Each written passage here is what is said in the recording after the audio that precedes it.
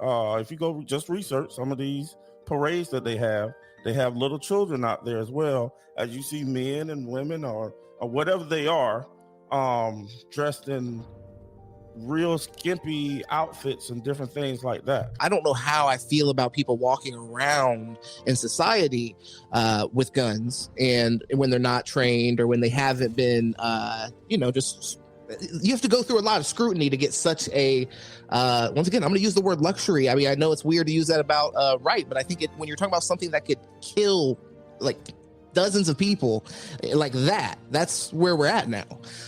So it's okay for us to amend, I think, specifically amendments. We have done that, and look at things a little bit differently as they currently stand. The points I was doing was definitely in contrast to a lot of what Kent was saying, and even in contrast to what James was saying.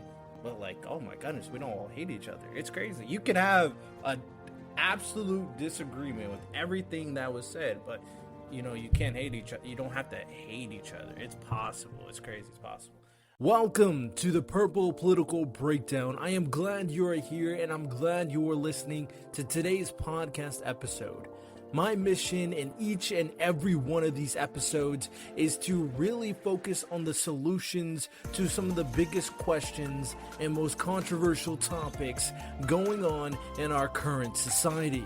I feel like most of these conversations are not truly being discussed in a more logical and respectful manner due to the political toxicity that goes on with both the left and the right, both the Democrats and the Republicans. In this podcast, I don't care about any of that. I am focused on the solutions. I'm focused on bridging gaps. If you want to join me on this journey, if you want to discuss some of the most important topics, if you are tired of the political toxicity and negativity from both sides, please support this channel, share the podcast, and go to my website, www.purplepoliticalbreakdown.com. I appreciate the support. I'll continue to make content, and hopefully we can start bridging these gaps and focusing on real issues going on in our world.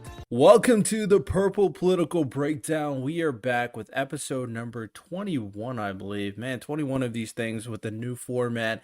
And today I have a little exercise that I'm going to go over where I know this is going to sound kind of crazy. I'm going to be arguing lefty talking points, debate points, whatever you want to say.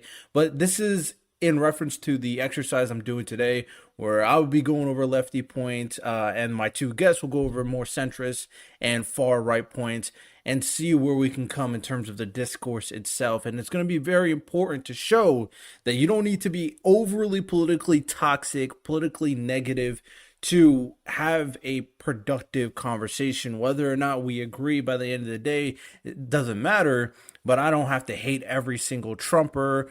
Trumper doesn't have to hate every single blue-haired lefty. So it should be a very interesting conversation. Per usual, I'm going to do my review, the review that someone posted on Apple Podcasts. If you want to get shouted out for a review, make sure you leave a 5 stars. Hey, this is 5-star content worthy, so you can get shouted for a future episode, of course. So the review I have here is from MJ217. They said, I like what the host is creating on this podcast and adding some nuanced perspective into the conversation. Definitely one that I'm adding to my list to see how it grows and what else Riddell Lewis shares. Appreciate. As you can see, I'm doing more stuff with here. And if you guys want to show up for the live streams, and to add your own personal take too, feel free to do that as well. I stream every Monday for the podcast episodes, and now I'm starting getting into the stream business. So, trying to really put my foot in a lot of different areas. So, should be very interesting. And of course, this is going to be a great conversation. As of right now, you guys can go ahead, introduce yourselves, tell y'all where you're about, tell your podcast is about, all that great stuff. Allow me to reintroduce myself. My name is I got the soundboard over here too. I'm not going to abuse that. I'm not going to be disrespectful. Okay, I didn't get me a soundboard, not gonna lie. But this is Big Baby is what I go by over on my channel here. It's a serious conversation, so we'll go James. We talk about a lot of sports, hip hop, politics, all those kind of stuff get talked about over there. We just try to give real authentic perspectives on real serious issues, because a lot of these things, similar, me and Reda had spoke about it previously, I don't really think the polarization with regular people is really there to the extent that gets portrayed in mainstream media. So I like to show those real life conversations happening with real people. So Gates, give it to us, baby. Oh, by the way, Sit in Politics. Sir, yes, sir. Find us Sit in Politics on all platforms, by the way. Yes, sir. My name is Kent Gates. The name of my channel is Gates Open Media. You can find me all over the place. You know what I mean? My channel right now mainly focused on sports, but we are branching off into other things, such as some of the things James talked about, fitness, life legacy, entrepreneurship, different things, different ideas, and we're gonna go around and see what people say about those different topics. So yeah, that's about it. All right, bad. And of course, if you guys, because this is a new thing I'm adding to them to add a little spice in terms of introductions, what is an interesting fact or opinion about yourselves that you guys want to elicit right now? Yeah, interesting question. So for me, I would say everything that I do on my channel is all self-taught. Everything is hands-on. I do all the editing. I do just everything from the creation of the video, idea, all that stuff. I put my blood, sweat, and tears into it genuinely, and put a lot of time into it. I'm very proud of the channel. Not to make it an extra plug, but genuinely, right now in my life, something that I'm most locked in on is my YouTube channel specifically, but then all the other platforms I also am trying to build a presence on. So, I can continue to have these kind of cool conversations. This is an awesome opportunity. Gate, you can go ahead, man. Yes, sir. I will say, just to piggyback off of Big Baby there, he does be putting out stuff every day, y'all. With that being said, me, I'm kind of opposite of him. I'm trying to learn how to edit. I go live almost every time I go because I'm scared of editing. But that's something I have to learn.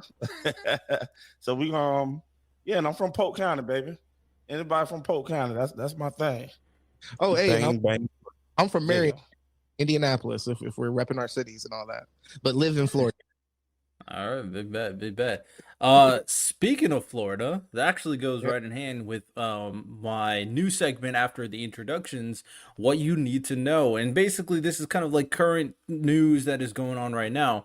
And as of right now, I believe Florida is passing a bill or passed a bill. I think they're in the process of passing a bill in reference to if you guys know, you can let me know. But it's reference to like trans issues, I believe, in Florida. They're passing a bill when it comes to schools, I believe. Now I'm gonna have to fact check because I saw this, but I don't exactly remember what the bill says, and I don't like to misquote myself. And basically, the bill in reference to Florida is that they're banning gender transitions for children. So it goes right hand on what you're talking about. So this is something that Florida is starting to implement. I think they got it passed as of right now. There's also other stipulations in regards to transitioning for like adults, but the crux of the bill, the highlight of the bill is kids. It's illegal for kids to medically transition as of right now, it seems. So it's a very interesting kind of change. DeSantis is interesting in what he kind of implements. He's kind of made Florida the popular conservative state out of nowhere compared to like most states in America as of right now. So it's an interesting situation because the conversation of transitioning kids and its like moral efficacy has always been something to talk about. So what do y'all think about this new bill? Yeah, so honestly, I think that this is a little less of a polarizing topic, especially for people in Florida and our own kind of like values that I would say throughout Florida. Because me being somebody that I would be moderate, but probably lean left, definitely according to Kent, he would say for sure I'm a liberal. But yeah, that's something that I'm a little iffy on. I'm not, fully ready to say that kids should be able to make those kind of decisions for themselves. Before they're adults. So, one thing that and this goes hand in hand with the Don't Say Gay bill and this, the one issue I do have is I think we have really pressing issues. And just like I said, this wouldn't be as a polarizing issue for the people of Florida. I don't know that this is as much of a problem in Florida, that kids are transitioning. I'm personally not seeing it in my community. So it kind of feels like a pander move. And it seems like rather than make the current situation better, a lot of his moves seem like they're focused on fighting these social wars that are going to benefit him during a presidential run potentially. So as somebody that's being represented by him currently, it's a little disappointing. But I love your opinion on it. Well, me personally, I absolutely love it. I don't know if it's an actual big thing here in Florida where children themselves are trying to transition, but I do know that you got to think about it. You can't smoke till you're 21 now. You can't drink, till you're 21. So how can a child, like Dwayne Wade just moved out of the state of Florida supposedly, but where do we stop? Where do we start? What age are we talking? I believe that if you're an adult out of school, hey, have at it, do whatever you like. But as a child, those things are being heavily influenced on children, and I personally don't like it. But like the other day, my son, he's a senior, he's about to graduate. He called me from school, and there's a girl who decided to be a boy that day, goes into the boys' bathroom, and he called me. He said he had a big problem with it. So he went and told the guidance counselor, whatever. Huh? I just think it's interesting, like that he stopped the school day and decided he needed to call you about that. Yeah, and because he wanted my okay to make a fuss about it, and I was cool with it, to be honest. Nothing ever happened with it, but it's just a thing like that. If that person decided, okay, I'm a boy today, walk into the bathroom and then try to advance on my son, and then he says no, now this boy, now I'm gonna go back to being a girl, wants to claim the R word. We could always create hypotheticals though, and then create and then live as if they exist, which that's what you're doing. You know what I mean? You're creating a hypothetical. And is that a more likely scenario than what happened? The person goes in there, uses the restroom and bounces? You feel me? Go off that real quick. There's also a situation that has happened recently in reference to kind of the opposite scenario. So in a gym locker room, it's one of those classic gym locker rooms where they have showers actually. So the freshman girls were showering, and a trans female went inside the gym locker room, went to shower, and she whatever was a senior. So they were older, and then the girls were showering, and then they got completely naked in front of the freshman girls, and with the junk at all. And the mother, obviously, when the mothers found out, they got super irritated, got super angry. So this is definitely a situation that's happened before, even on the other side. And having your freshman daughters get exposed to that was very upsetting for a lot of the parents, obviously. So it's an interesting conversation to have, but I can definitely say that when it comes down to it, I can always say it will never be a comfortable situation to be, okay, I'm just doing my business, and then someone from the opposite gender who has completely different genitalia than me comes inside, especially in a shower situation, and then just shows their stuff like it's normal. It's like, oh, that's kind of weird. So no, I don't think that the expectation though should be when we're trying to make like social change for it to immediately feel comfortable and feel familiar, because there's a lot of times that we've had to make social change throughout that the people that immediately were experiencing the change weren't comfortable with it.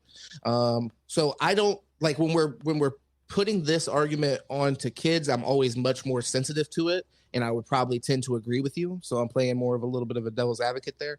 But when it comes to adults, I think I probably do feel this way as far as like, I just don't see any issue with the bathroom person, restroom within as or whatever. Have a general bathroom then. Just have a general bathroom where it doesn't matter what you identify as. Just go to that bathroom.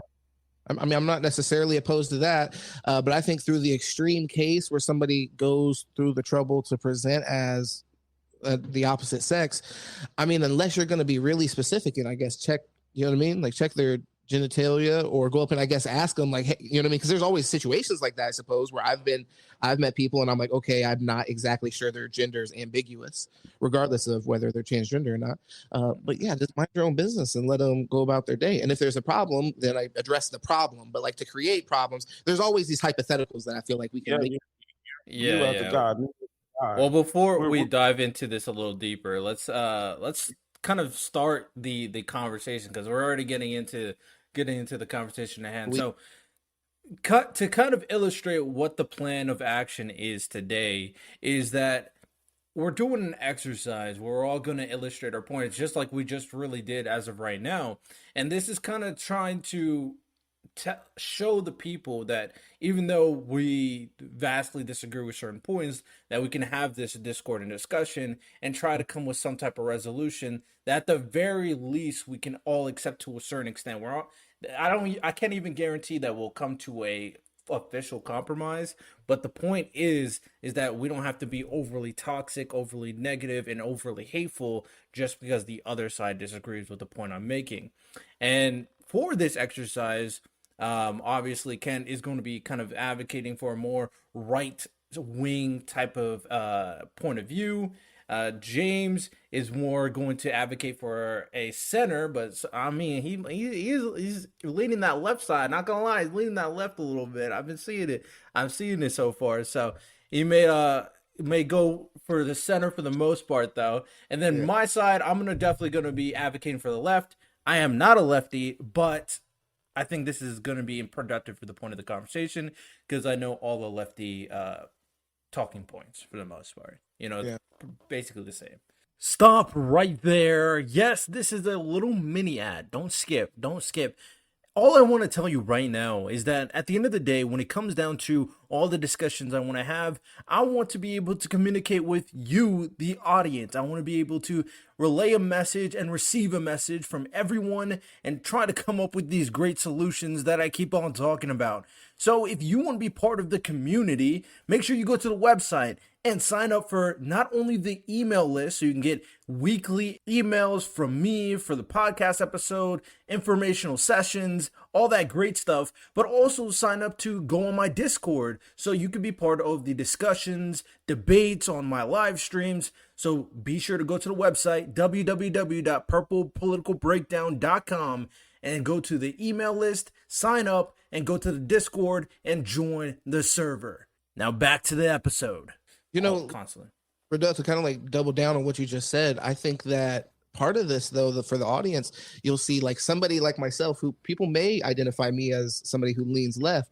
There's a lot of things me and Ken are actually, and me and you are going to end up agreeing on, because I don't think that, as far as like when you get a polarized image and like sensationalized image from mainstream media, somebody that just wants to keep you coming back, you know what I mean, and keep you in an echo chamber of like even more extreme views than what you even have. Most people land, I think, where I'm at, where it's like, hey, I'm not cool with the transitioning children. That's something I think we need more evidence there, and I think that's something that we need to be very sensitive about.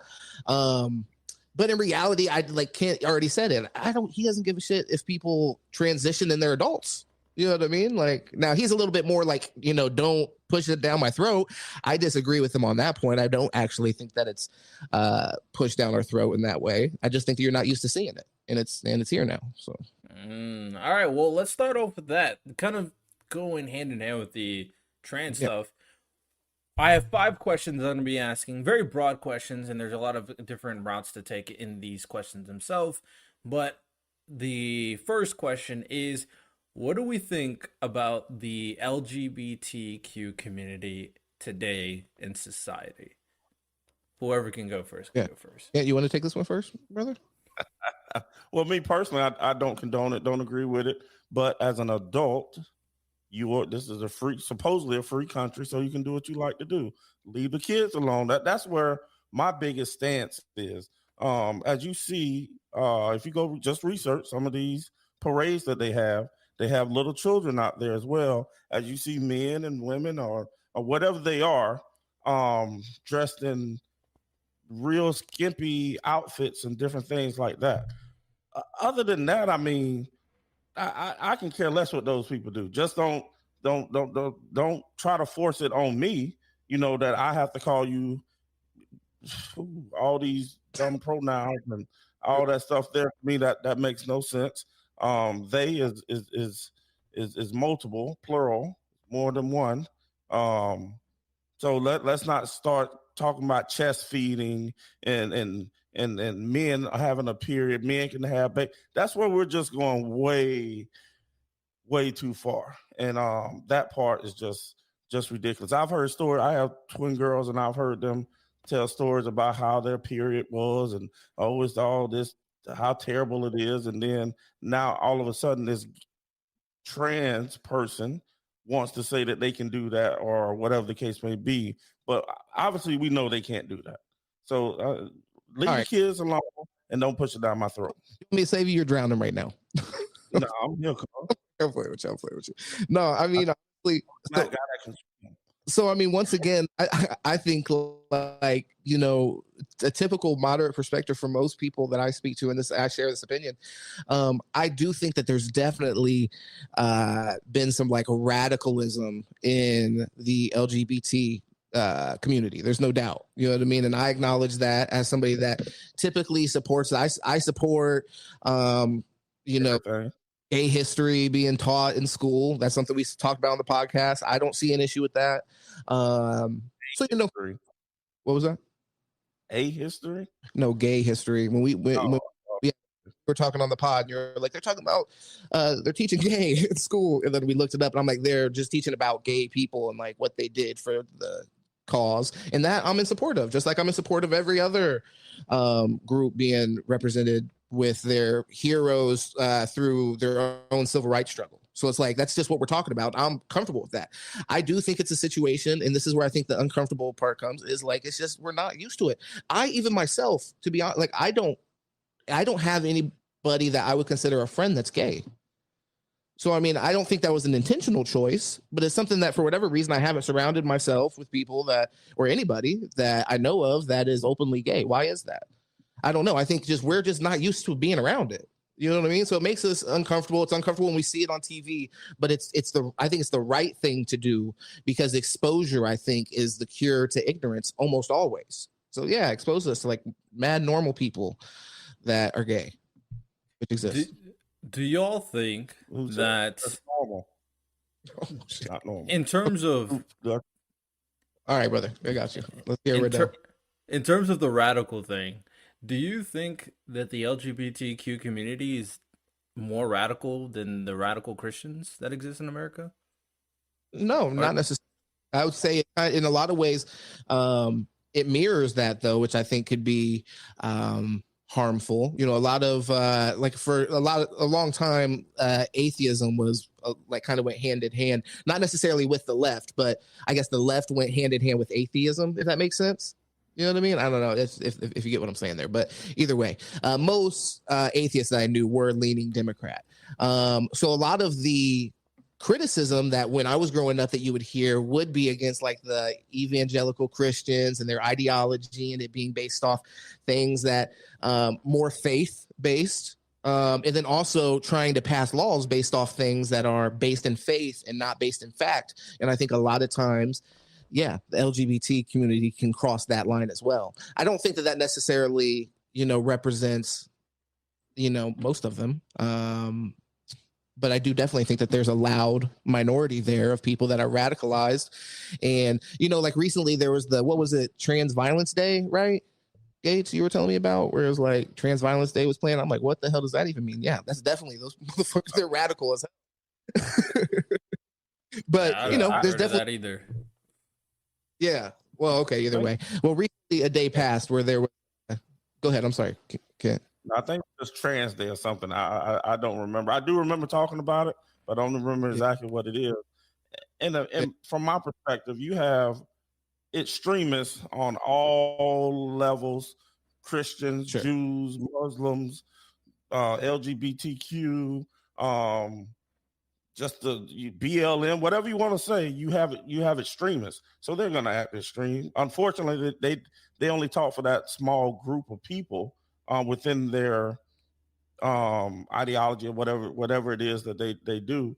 Unfortunately, and I think from my understanding, and I could be wrong, but in history, you've seen more extremists of like a Christian faith or something like that than you have from the LGBTQ community. And I think they have the LGBTQ community. They're more so fighting for human rights, which is good in a way. I don't agree what they're fighting for within that human rights though. But these extreme Christians, or they're just lost people. They'll take one thing out the Bible or something and go to new, you know what I'm saying? Just go to extremes with it, and in that way, I think they're probably worse than the LGBTQ community. So Curveball. if they are worse, then why does the right care so much about what the LGBTQ community is doing, and they never really talk about what the crazy right Christians are doing? Well, I mean, like I say, just over history, over time. But they care because it doesn't follow the Bible. So most of them, I mean, some people just they like what they like. They don't follow the Bible. They can care less. But on the other hand, not most, but the other part, they do care what the Bible says, and that's where it goes into some of your other topics you're going to talk about. But I have an alternative. But some of the crazy righties don't care about what the Bible says either. They just that's what I was saying. Yeah. So it would make sense to call them out more so than the LGBTQ community, because they're like falsely stating what the Bible means and then using it in destructive purposes. So could I respond to that? I think the reason that they're not calling it out is kind of obvious, but then also really insidious, which is that that's their voter base. So they don't want to offend their voter base, regardless of if they're wrong or not. A lot of politics, and why it has become so polarizing, is because they're just echo chambers that we can craft for ourselves. And politics, I'm not talking about internet politics. I'm talking about politics. Politics has become that, where it's just pandering. So they're not gonna risk losing an election by saying what's right, which I think is probably right. Although I think both are extremely harmful. I mean, I think radicalized LGBT ideology is extreme. Like, it's kind of like and I think, Kent, you were kind of making that point. For how long we've been impacted by Christian ideology, it's hard to compare the two. But if you're talking about today, I would probably say the opposite, which is hilarious that we land on that. I would probably say that the LGBT community is probably more today. If we're just talking today, yes, I agree. Okay. All right. Yeah. Over time, I agree with you, obviously, because mad people died about Christianity. It's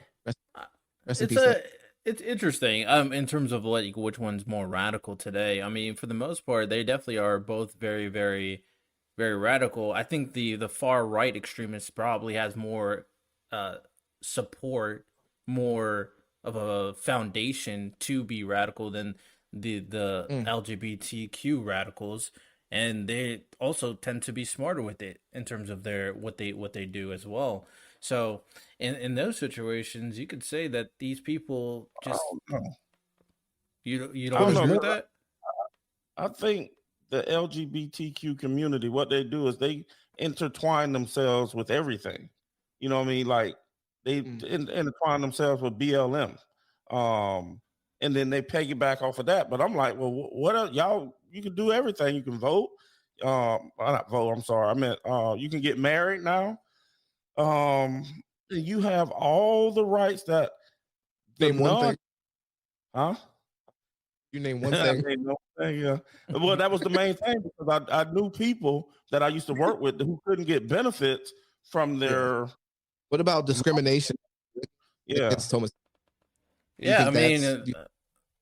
The discrimination is pretty apparent, considering how many people don't even want to kind of elicit an LGBTQ person with their proper pronouns. Like, it's just, pronouns for the most part, and it helps assure their identity that they've been struggling with their entire life. So in those situations, with in terms of what they want, sure, voting and marriage and all that, everything that every person should have anyway should be there. But the other people also have assurance in terms of their identity. A lot of people in LGBTQ can't even get that. So what's wrong with that?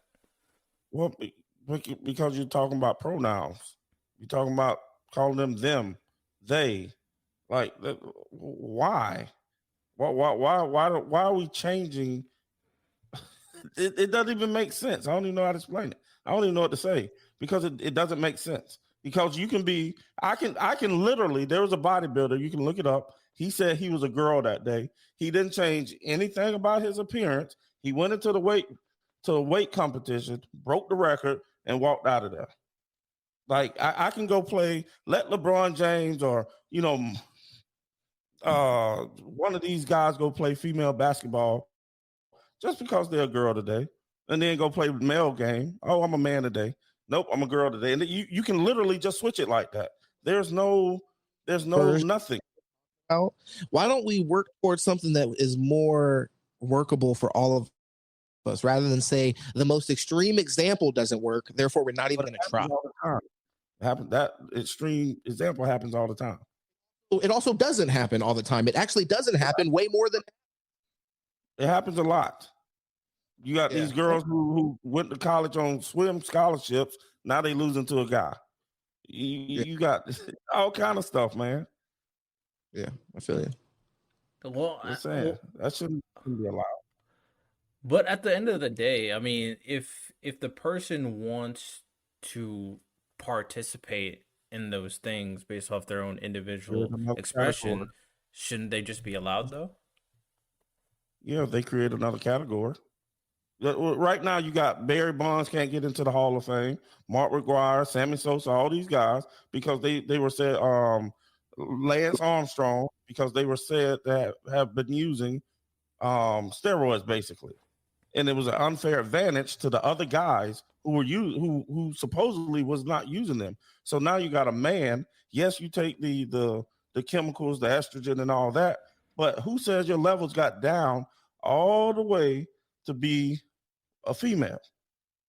So there's always natural biological advantages to a certain extent anyways that we don't police. But that's natural different. In a lot of cases when you hop in here and like I said, my only issue really, because I think sports is a nuanced situation. I think it is pretty complicated, but when you use the extreme example, you lose me. In a lot of these cases, these sports leagues and things like that require that the person be on testosterone replacement or hormone replacement rather for 2 years. So it's not like you just come in one day and you say, hey, I'm a guy today, hey, I'm a woman today. You have to be going through the transition for 2 years, so you are losing a lot of your ass. Well, go ahead. No, that happened though. It happened. I'm sure it has happened in some cases, but my whole point is when we realize those are issues, rather than just say, oh, well, let's just shut it all down, it doesn't work. Why don't we correct those issues? And like I said, with sports, yeah, go ahead. Let's correct them and put them in their own category. I will say that I will be a male. I used to be a female. Put them in their own category. I will say that also. We have our own category. The females can have their own category. The males can have their own category. The used to be males can have their own category, and the used to be females can have their own category. I have two responses to that, and the first response I have is that when it comes down to these examples of these, women that or men that transition to women who've won these competitions, there's not a lot of people succeed. Most of them are not even on the radar in the first place. Like, I mean, we can talk about, combat sports if you want. I think that's harder to kind of argue, but at the very least, most sports, there's very few, especially who transition much, much earlier, who actually make any type of impact in terms of sports. And then my second point is that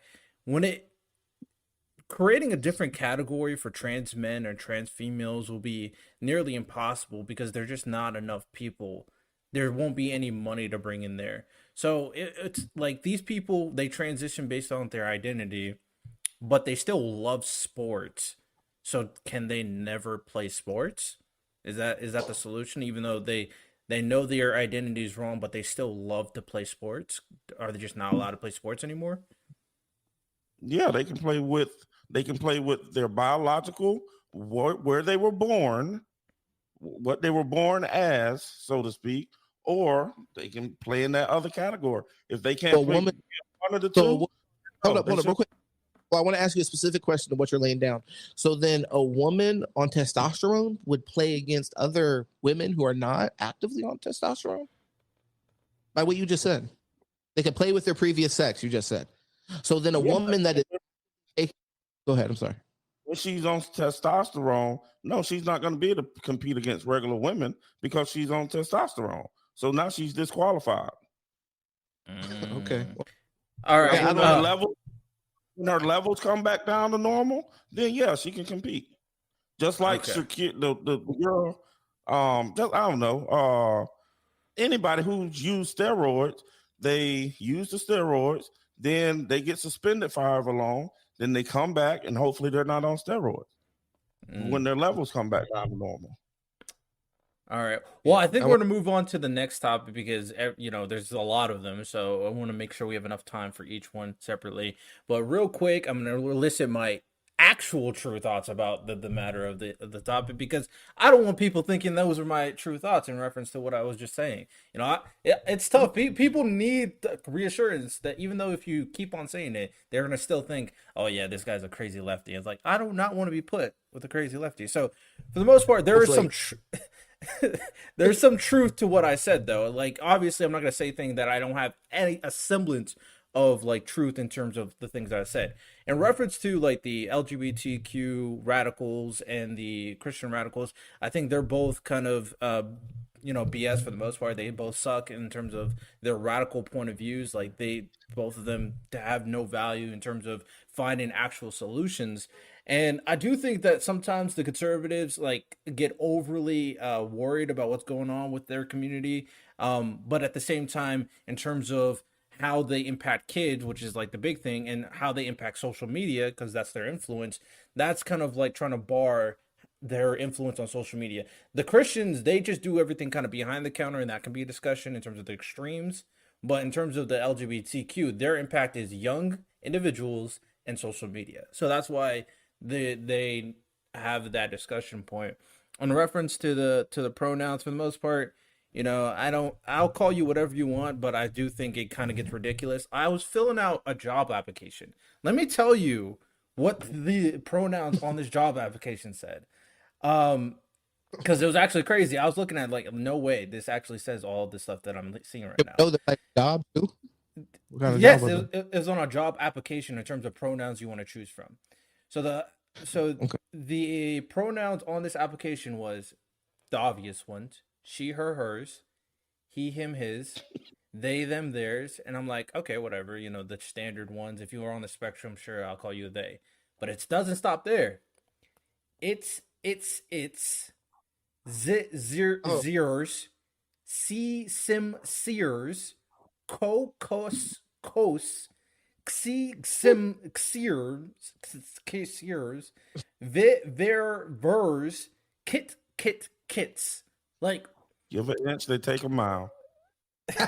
like, at some point, like, sure, be called whatever you want if that kind of assures your identity. I don't really care for the most part, but at the same time, we need to like there's no point to have those type of pronouns. You're just having them to have them at this point. Well, like, imagine you got fired, call somebody Kit. Say that again. Imagine you got fired because you didn't call somebody Kit, or got sued. Even worse. Yeah. Yo, in Canada, that definitely would happen. Canada will definitely fire you for that. Canada be wild. California, I think California identifies 47 different genders or something like that. Hey, California is trying to be Canada. They trying. And my last thing I want to say in reference to what was the last point? The kind of the sports stuff. I do think that one I actually think is one of the hardest solutions to find, because the last thing I said I do think is a tough thing in reference to the people who want to play sports but also actually have gender dysphoria and need to transition. Like, what about them? But at the same time, this is such a small percentage of people, and most trans people don't play sports anyway. So it's like there is an issue here. It's hard to find the solution, but the percentage of the people actually affected by this issue is extremely small. Extremely small. So hey, I agree. That's a reasonable take. But I mean, that's kind of where I'm at with it. Go ahead, Gates. In high school, I wanted to play. I wanted to try to play tennis, along with I think it was doing basketball or football season. I can't remember, and I had to pick. So I couldn't play tennis. It is what it is. You got to make a decision. Do you want to play sports? You want to be a boy or be in, that community? You're just othering. You're doing. Yeah, go ahead. What do you think about people participating in like club sports and like intramurals? Is that fine? Well, it depends on how they got it set up at the school. It's the same thing, in my opinion. If they got it where everybody's commingling, where girls and boys are playing together, all right, well, everybody play. What if just the little kid gets trucked by another kid on testosterone? You know what I'm saying? Hey, man. Over. Doof. Hey, man, that's tough. You need to get in the gym, do some push-ups. You know what I'm saying? That's right. That's what that's what the playground was about. See what's going to happen. That little girl in that bathroom, when that big old man come in there, he's just going to come in. All right. Chill. Super dark. What the fuck? My daughter is 19 years old. They literally look like they're 13. Yeah, I feel it. Yeah. All right, let's get into the next topic of the conversation. This goes hand in hand with my recent episode. The recent podcast episode I did, I went and broke down the entirety of the constitutional carry situation, because now that more than half the states in America are now permitless carry, I decided to do some research and got to go over, like, is this even a good thing for America if, like, more and more states are becoming permitless carry? So, So basically, we're going to talk about not only that, but basically, what are our thoughts about, guns and the Second Amendment and mass shootings in America? So, James, you can go first. You can go first this time. Yeah, I got a point of view on this for sure. So is this and I pride myself on being willing to evolve my point and evolve my mindset on things.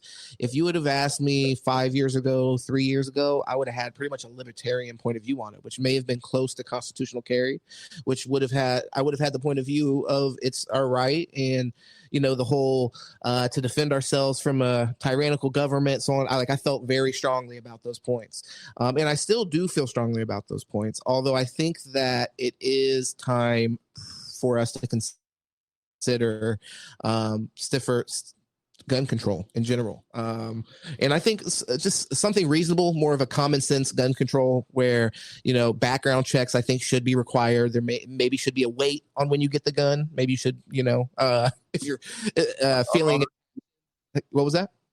I thought all that was normal before, but anyway, my bad.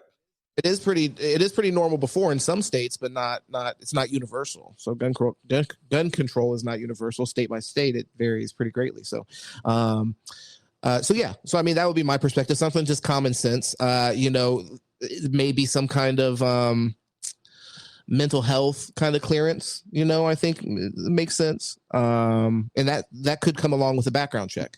So Kent, I'm open to, or Riddell, whoever. If any of you guys disagree. Yeah, for me, it's tough because I do believe in being able to carry. Where it messes me up is, I went and took the class, my wife and I, a few years ago. But if you don't know how to, honestly, I never went down to the place to get my actual permit. But if you don't know how to use the gun, you don't know how to, not put your trigger finger, your finger in the thing. They tell you to put it outside. Basic things like that. Like I think you need to try. I'm sorry. I agree. You should have a little bit of dog right now. I mean, goodness. A class makes a lot of. That's a great point. I think a class added on to what I said makes a lot of sense, just for general gun safety and gun control, how to store it. I mean, a lot of gun deaths end up happening with people getting their hands on somebody else's gun in the home. Word shot himself. You know what I'm saying? I'm not saying he didn't know how to handle a gun, but he shot himself. When you just say, "Oh, you 18, whatever the age is, oh, let me just go get a gun, man." Like, I'm for guns. I'm for people who want guns to have guns. I'm not so honestly. I'm not so worried about the government for the most part. I'm worried about the criminals who don't care anything about being able to have a gun because they're going to have a gun. That's my biggest thing on being able to have a gun if you want to. But also, I believe you should have to have some type of responsibility on how to handle the gun, how to handle it, how to use it, how to load it. Like when my wife and I, we went, if she just went and bought, I'm gonna get a revolver. When we went down there to shoot, she couldn't even squeeze the trigger. She wasn't strong enough. So she needs something that's, somebody to teach her, hey, this is a better gun for you. It's smaller, something you can handle compared to a revolver or any type of gun that, you can't handle. And then when you shoot it, it's, you shoot, that's too strong. You know what I'm saying? You shooting at the person, but you might shoot upstairs or something. So I think you have to do something. And I think I think common sense, it should be treated as differently than buying a pair of pants or differently. For example, I'm a medical cannabis user in Florida, so I went through the trouble to obtain a license to get that. I keep up with my licensing.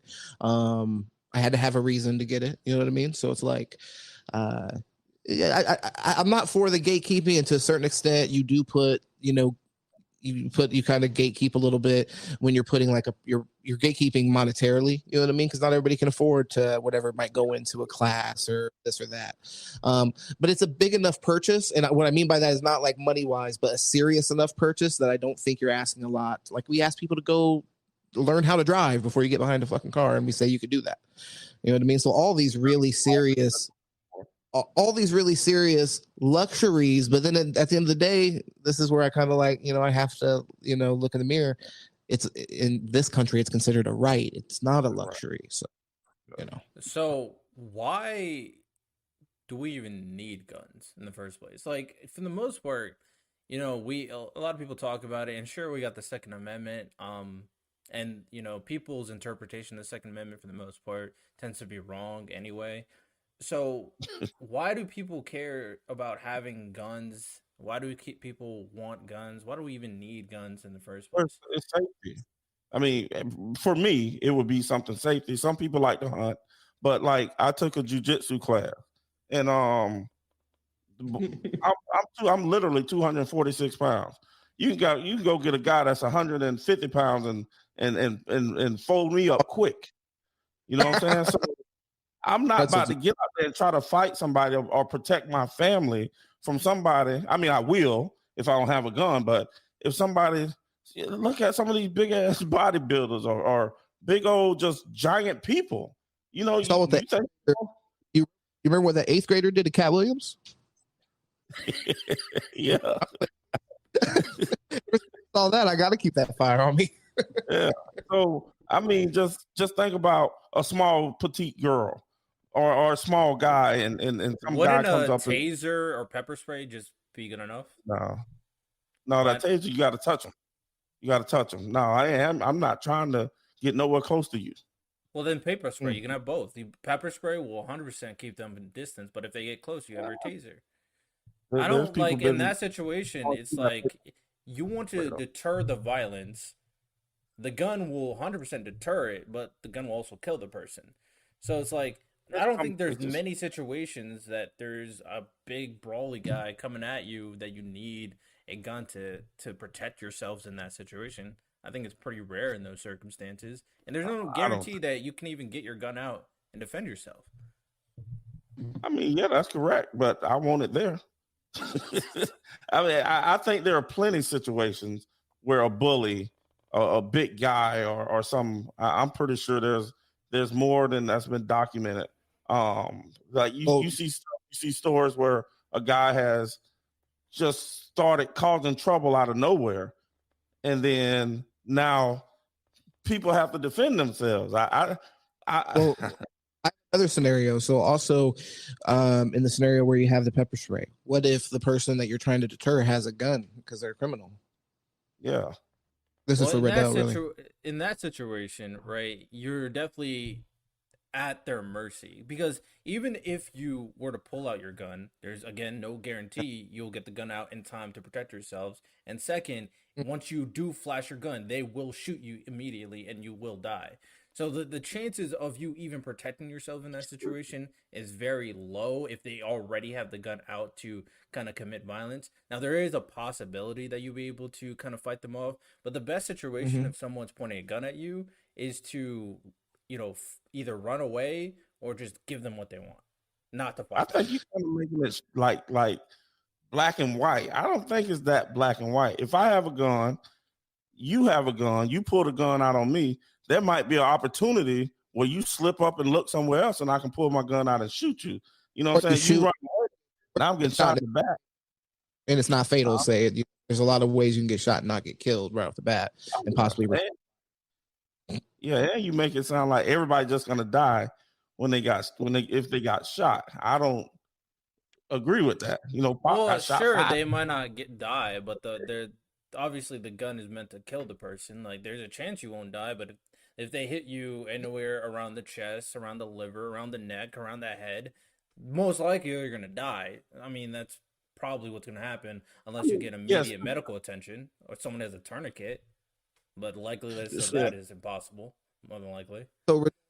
So we're done with the thing that I proposed earlier with the criminal, and this is the reason that I think this is valid, because in a lot of ways I wouldn't like to accept that argument, but I think with guns already being such a part of our culture, I wonder if it's a little bit too late to put the genie back in the bottle with America on this. There's already so many guns in circulation, legitimately and illegitimately, in America, that if people are using them for their own defense, it's a lot to ask all of your basically law-abiding citizens to turn in their guns, when we all know that I'm not gonna say everybody has a gun, but a lot of people have a gun in Florida anyways. But right now it's constitutional carry. But then another thing, by the way, I think this is where I would probably amend my perspective on it. I'm pretty comfortable with people having guns in their home. I don't know how I feel about people walking around in society with guns, and when they're not trained or when they haven't been, just you have to go through a lot of scrutiny to get such a, once again, I'm going to use the word luxury. I mean, I know it's weird to use that about right, but I think when you're talking about something that could kill like dozens of people like that's where we're at now. So it's okay for us to amend, I think, specifically amendments. We have done that, and look at things a little bit differently as they currently stand. So I don't know. I think also there needs to be something where, look, if you have a gun, now it's constitutional carry now. Oh man. Yeah, I don't know. Whatever. I don't agree with that. That's nuts.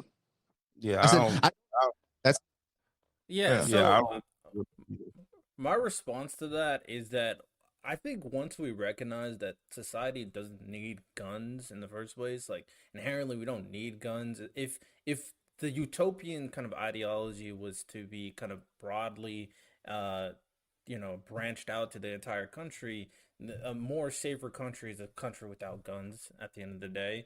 And I think once we recognize that guns is not the end all be all, then we can make sure that we're putting stipulations in place to make sure at the very least we do have a gun country, that we make it at the very least safer when it comes to guns.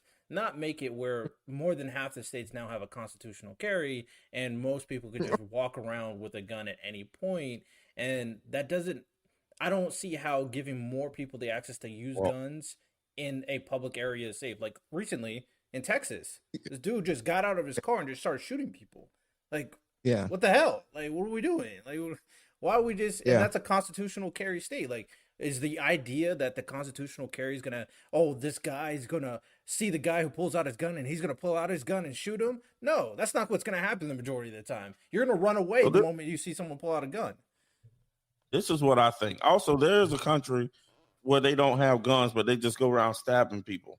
So the UK, well, you can kill a lot less people with knives. Well, you're right, but they stab a lot of people though. Yeah, but this is what more. It depends if man's is. This is what I think. I think any person, they do these mass shootings, right? Obviously, nobody's agree with that, but they should torture those people. I don't care what, nothing. They should flat out torture them. Yeah. Just pull a finger off.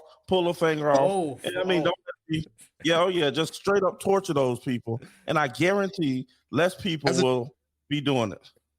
Yeah, there's an amendment against that. So they need to break that amendment because they didn't give these people to live. So therefore, they should torture them. I actually saw a story. This ex-convict was talking about his story with like mass shooters that he saw in prison, and his story was basically the first mass shooter wasn't a mass shooter necessarily, but he was a kid. He brought a gun in school and he killed his teacher. So I don't think he killed the students, but he killed his teacher. He went to jail. He repented. He found God, and now he tries to be an advocate for good things. Now that's not where the story ends. He has two more people that were mass shooters. One of them killed kids, like he killed a lot of kids, and now he's basically the bitch boy in prison. So that's your torture right there, being the bitch boy in prison, because you know what happens to them when they're in prison. So yeah, they're gonna have a horrible time. But he needs to be coming back missing limbs. Just pull it off. I mean, let's just say he gets constantly R-word in prison. That's what happens to him. But I still don't think that's enough torture. It's basically you're like randomly just taking people's lives. Like, come on, man. Like, I feel what you're saying. But also, a lot of these mass shooters also kill themselves. Like, they make sure they shoot themselves in the head before they go in. Yeah. Well, if I can get one of them, come pussies. Yeah. And everything. You going through excruciating pain, and then they're gonna kill you. Then you get the electric chair or whatever they give you. Fire squad. There you go, something like that. But I mean, honestly, I'm against the death penalty. Period. To be honest, I have a pretty strong moral feeling on that. But I'm open to we can talk about other things. That's not on the list. I'm just saying they killing people. I know it's not eye for an eye, but man. No, but listen, but as the government has, and we really, if we're being good citizens, we need to reconcile what our feelings are, what we want to do. We want to kill people, and what really should happen to those people. It's not always the same thing. I can, of course, I can imagine a scenario in which a crime could happen onto me or a family member where I would, of course, want the person to die. But is that the actual ethical way to handle that? I don't think that actually is. What do you do in war? You killing people in war. I don't know that. War, they kill people. To be honest, but I mean, there are POWs though, and POWs exist, and you're not allowed to kill them ruthlessly or anything. But those POWs, but I mean, they kill people when we go to war. Yeah, of course. Yeah, I mean, people died and all the time. We're not co-signing war. You know what I mean? I'm not sitting here saying hey, I love war and war is cool, but we shouldn't kill people. Like, what the fuck? I don't think either of those things should be handled. I don't think that we should be at a point where we're handling things through violence, aside from a scenario where it's in self-defense potentially. Yeah, I agree 100%. I'm just saying, but it happened. That's all. I mean, I wouldn't want people. Bro, what are we talking about? All right. Hey, you need that machine? That's good one. Hey, pain. Heal up. Pull another one off. All right. All right. Deviate from my lefty persona right now. I will say that pain is probably the best deterrent for anything. Period. I mean, that's just factually true. Yeah. Not death. Not death. Pain is the biggest deterrent.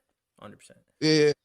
Yeah. I mean, a lot of these people are. I don't want to say the word, but the S word, you know what I mean? They already want to die to begin with. So a lot of times they end up offing themselves, or it's that by police officer. So I agree with you. Yeah, that's not necessarily the way to even punish them. And to quote your book, Kent, or not your book, but God's book, where he had, who was it? Well, he had Cain. He was like, yo, you're going to live 1,000 years after you killed your brother. You know what I mean? I'm not going to kill you. You're going to live on this earth for 1,000 years and feel that. So it's like, I always feel like Yeah, I feel like that's a way more powerful punishment than letting them just take the easy way out if you can avoid that. You know what I mean? But Well, nobody should die. That's why they're not getting the easy way out.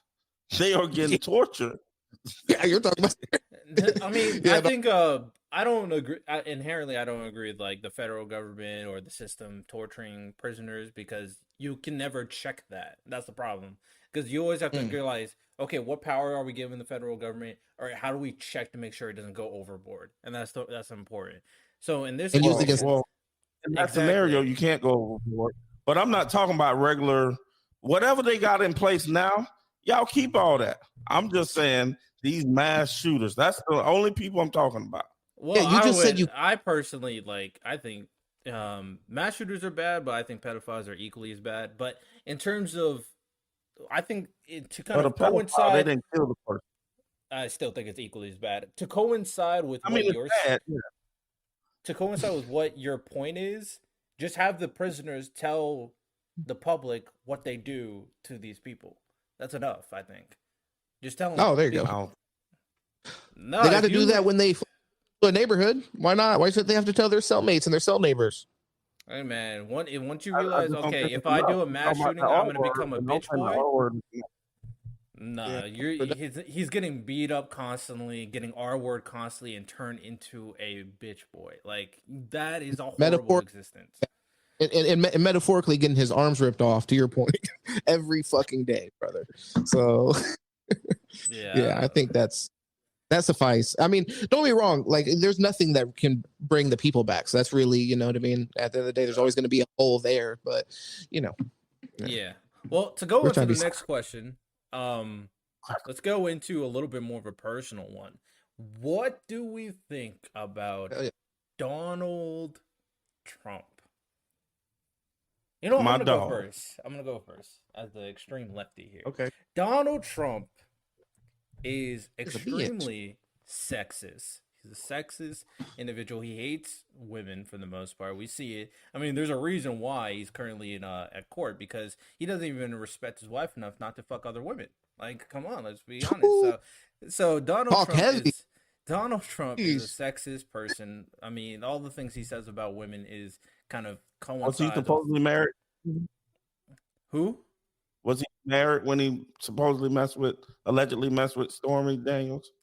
Was he married at that time? I mean, you can say alleged all you want. We know it happened. And I will say that Donald Trump also, in terms of, like, he's more talk than bite at the end of the day.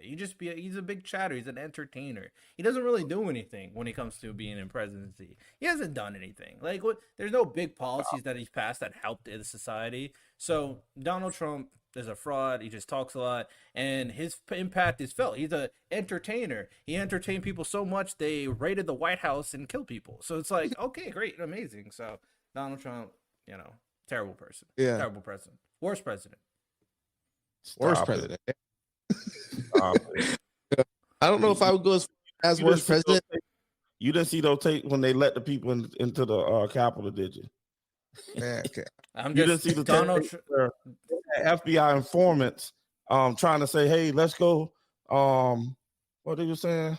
Let's go something, and then the people, the real Trump fans, called him out. You know what I'm saying? Are you saying that it's not? You're not giving blame to Trump at all? That for January 6th? No, I'm not giving no blame to Trump. No, hell no. If the FBI, Antifa, BLM, all those people infiltrated that. Yeah, I love that. I love that. Right. And then Ray Epps. Where's Ray Epps? Where is prison? They got the guy with the horn thing on his head, but you see video of them letting him in the doggone Capitol, showing him different rooms. Oh, let's come over here. The police. Then Trump also said, he asked Nancy Pelosi, "Do you need me to call the National Guard?" No. Do you need extra security? No, we got it. What? Yeah. But oh no, it's all Trump fault. Man, please. Stop so you're saying no Trump supporters went to January 6th. It was all everybody else. No, I'm not saying no. I didn't say that. There was there was Trump supporters there, obviously, but they got infiltrated and they got the BLM, Antifa, and FBI, those guys were breaking into the doggone thing. And then I'm pretty sure you had some extremists, like we talked about earlier, that went on in there as well. Okay, like I think for the most part, I mean, if you want to argue that they were infiltrated, sure, but there was Trump supporters. There were Trump supporters, and the Trump supporters 100% did cause violence in that day, and that was because of Donald Trump. He was the cause. That was not because of no Donald Trump. All right, okay. Why I wanted to go second, man. You done messed up the order. I was supposed to go second. You were supposed to go crazy after. Well, look, I feel like a decently nuanced view on this with Donald Trump, because there are things I like, specifically like, so one, I like the feeling of patriotism that he pushed forward. You know what I mean? Like, I think a lot of times that got kind of co-opted in a negative way, obviously, with something like the white nationalist groups specifically, like Proud Boys and shit like that. But in general, what was that? He denounced them 30 times. But okay, anyway. But he hesitated, which is true, but that's fine. Either way. So damn, what can you fuck up my train of thought?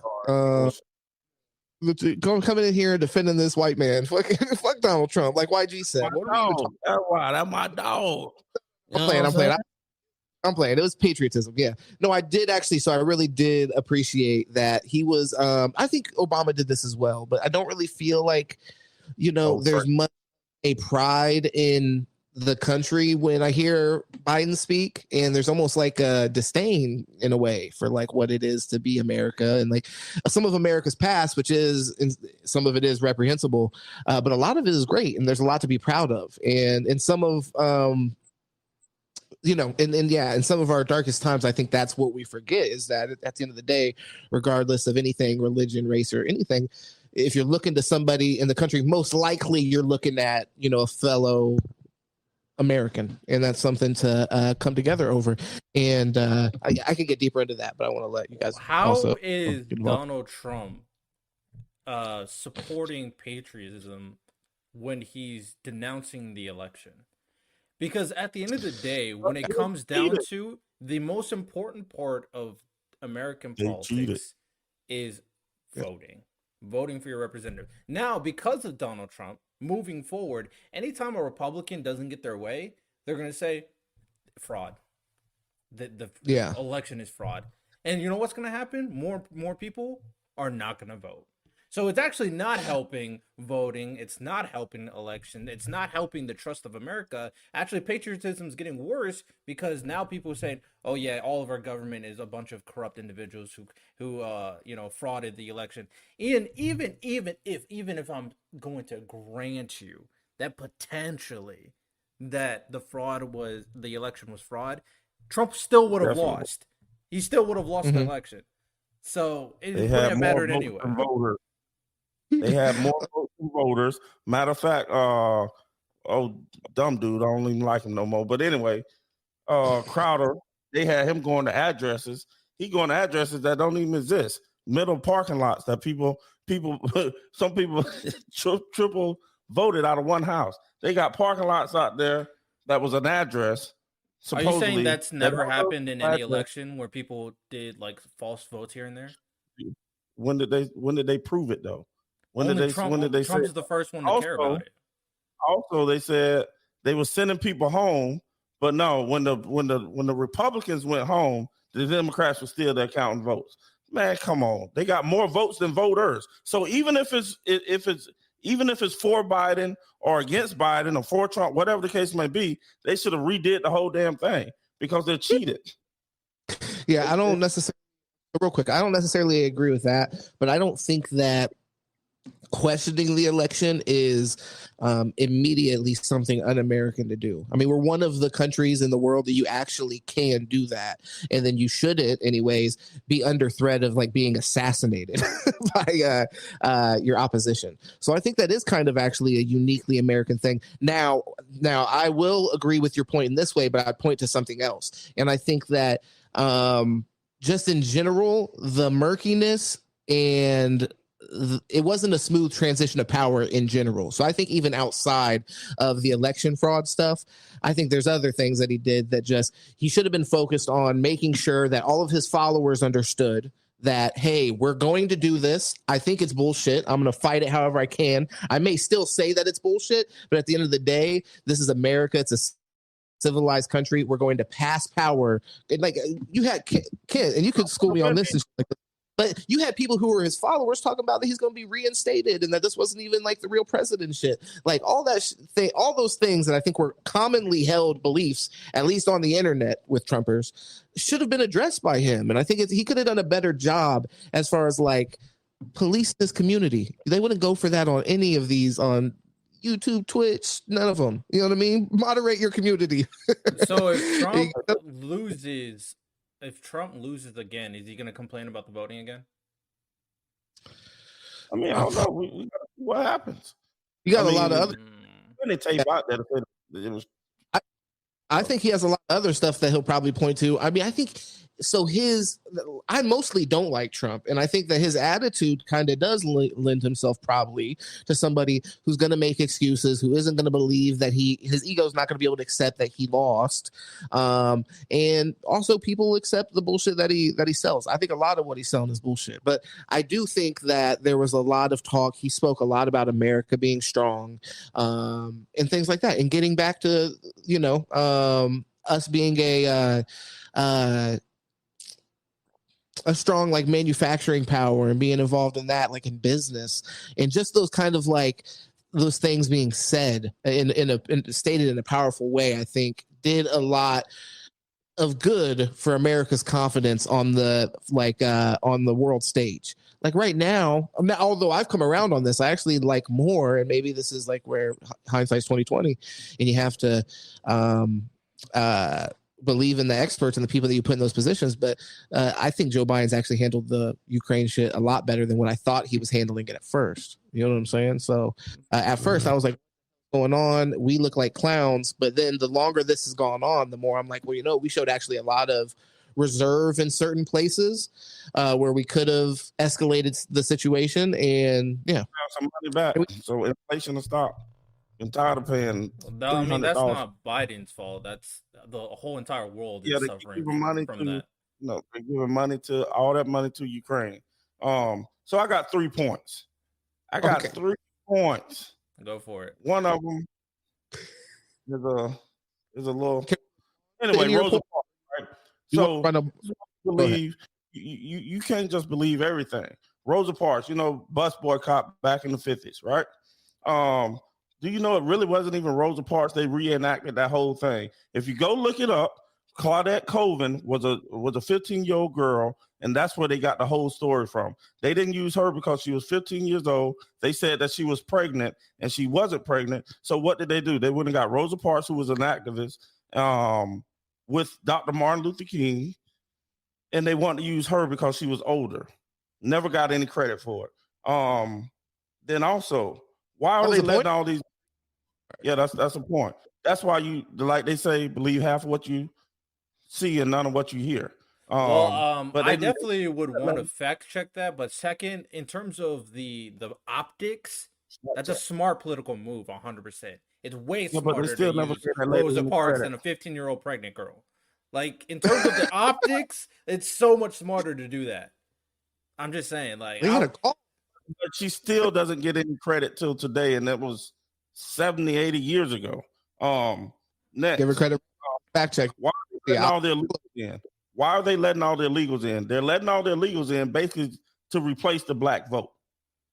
That's what they're doing. Oh, you want to come to America? Come on over here. And then the Brazilians, I think it was the Brazilians, actually caught wind of what was going on, and then they stopped letting them come over here. Yeah, but most immigrants are voting red nowadays, and a lot of black people are voting more blue. So why would they try to get rid of the black vote in that way? They're getting rid of the black vote. That's why they letting all these people come on over here. Go look it up and look up Claudette Colvin. That's her name. Also, did you notice that they've changed the black name was Negro? It was blacks. Then Jesse Jackson made it African American. I ain't never been to Africa. I'm an American. And then now what they're saying is black and brown people. So what Biden did, they took money from the HBCUs that Trump had gave them a whole bunch of money, more than Obama and everybody else. But what they did was they have now changed the name to black and brown people to include everybody else. So the black folks who keep voting for these dumb fools, and whatchamacallit said he'll have Negroes, but he used the other word, voting Democrat for 200 years. But what they've done is they changed it so they can include other people. And now they're including what's called, I think it's called MIs. If you go look at the scholarships and all that, black people aren't getting those scholarships because Biden included those people. Another thing Biden did, which, I mean, I can go down the whole list, but when I used to sell insurance, Medicare, people was getting their insulin and they would get to a catastrophic state to where they couldn't afford it. But anyway, President Trump had lowered the cost of insulin. And then day 2 or day 3, while he was in office, Biden raised the price. Now what did he do? Now he goes back and lower the price back down so people can get their insulin, but he make it seem like it's his thing. But anyway, I can go on forever. That was my points. Okay. I mean, a lot fact check this, by the way. Y'all want the facts on the... Go for it. Facts. It was the fact. Okay, so Claudette Colvin, that is a thing. She did do what you're saying. From what I'm reading here, though, it doesn't necessarily say that they like chose not to use her. This was like kind of like a common thing. So this was happening throughout the South. Like several black women did this, and they were just given fines. And it was only Colvin and also Rosa Parks later who like really, I guess, disputed it past, the fine. Excuse me. But yeah, according to this, it says like it was kind of a common thing. Several women did it. In between them. Oh, so you're saying that multiple women have done it? It wasn't until Rosa Parks that she just kept on going and then made a big deal that it mattered? Is that Go watch the video on YouTube with Claudette Colvin when she's talking herself.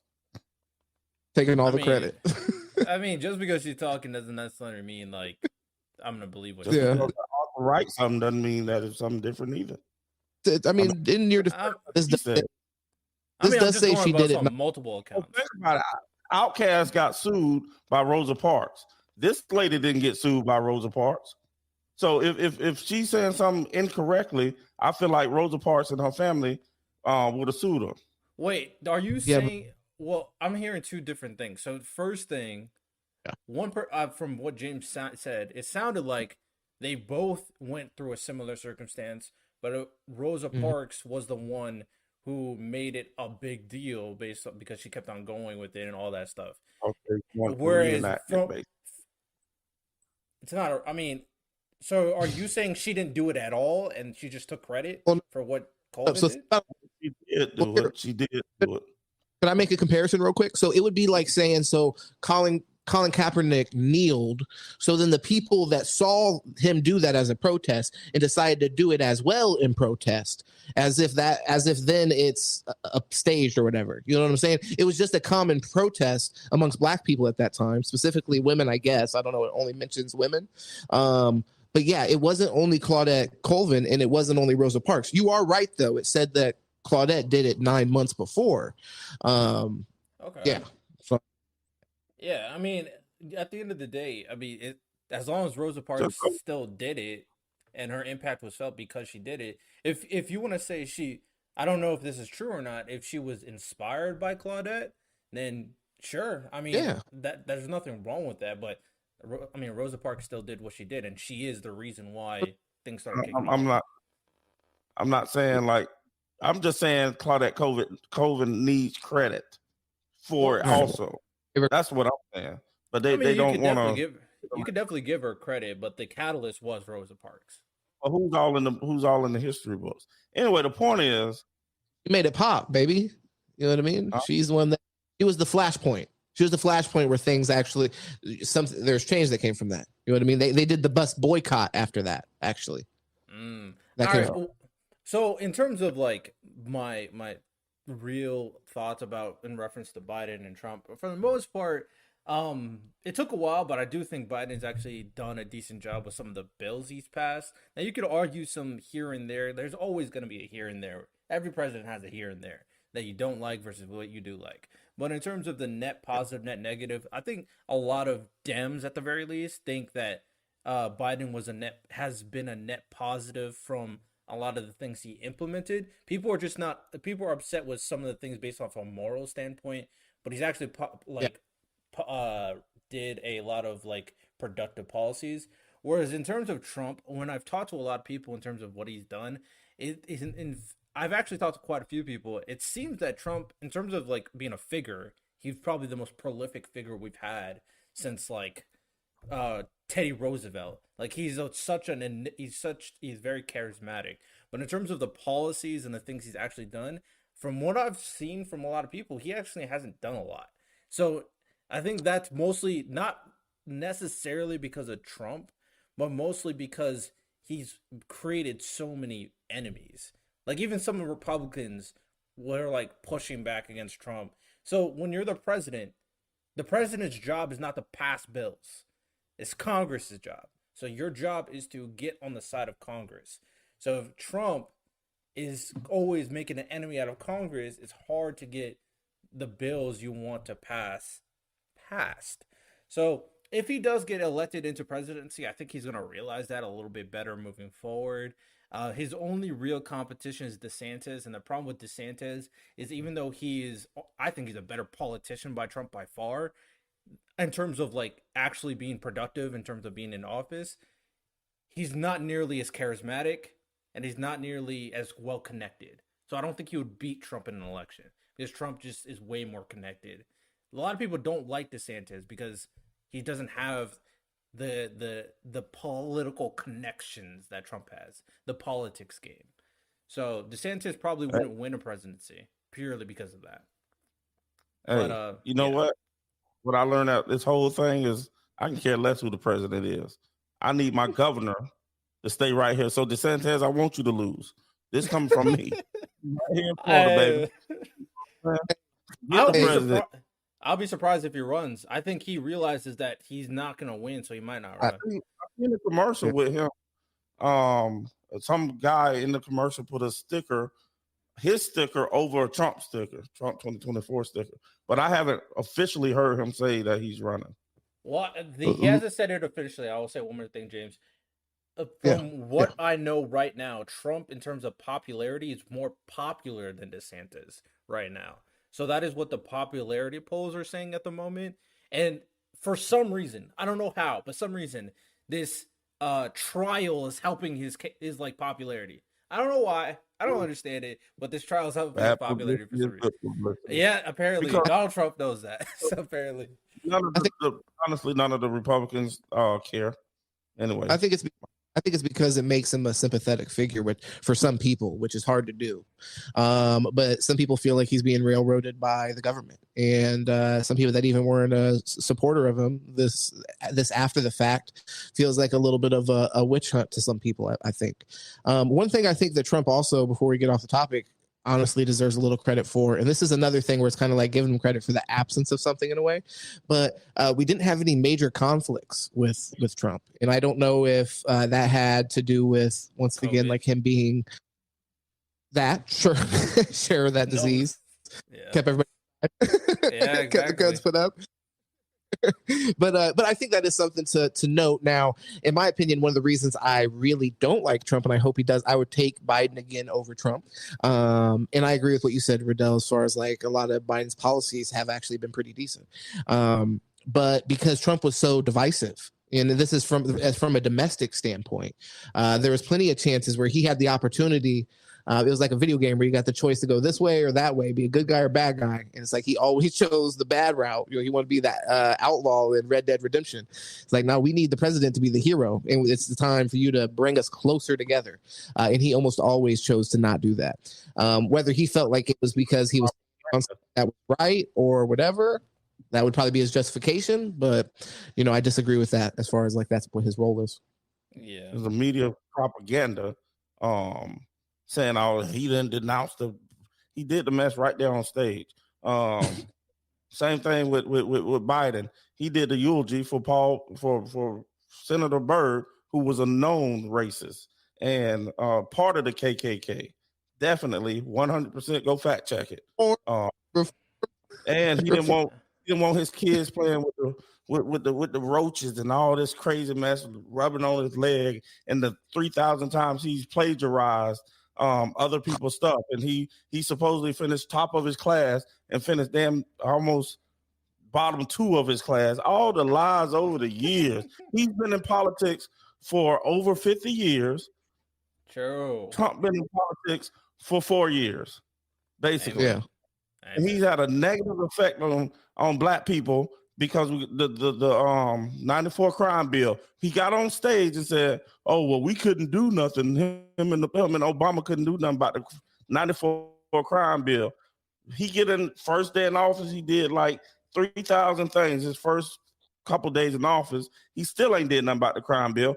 And Harris, she held people in prison in California. Yes, he's terrible. She had evidence that terrible. the state made give up, and she had free labor over there. So when did Trump do all that? Stop it. Hey, I will say this: Kamala's he terrible. was a party to it. Technically, I think we all know Kamala's terrible. She's horrible. As for Biden, I think there could be an argument. There's a legit argument that could be made that Trump does more for black people than Biden. I'm not against that argument. I am not against that argument by any means. No, it's a fact. Interesting. With that said, all right, I disagree. That's another debate for another time. Prepare for that, but I think that's probably way off base. I mean, I don't really care. I personally don't.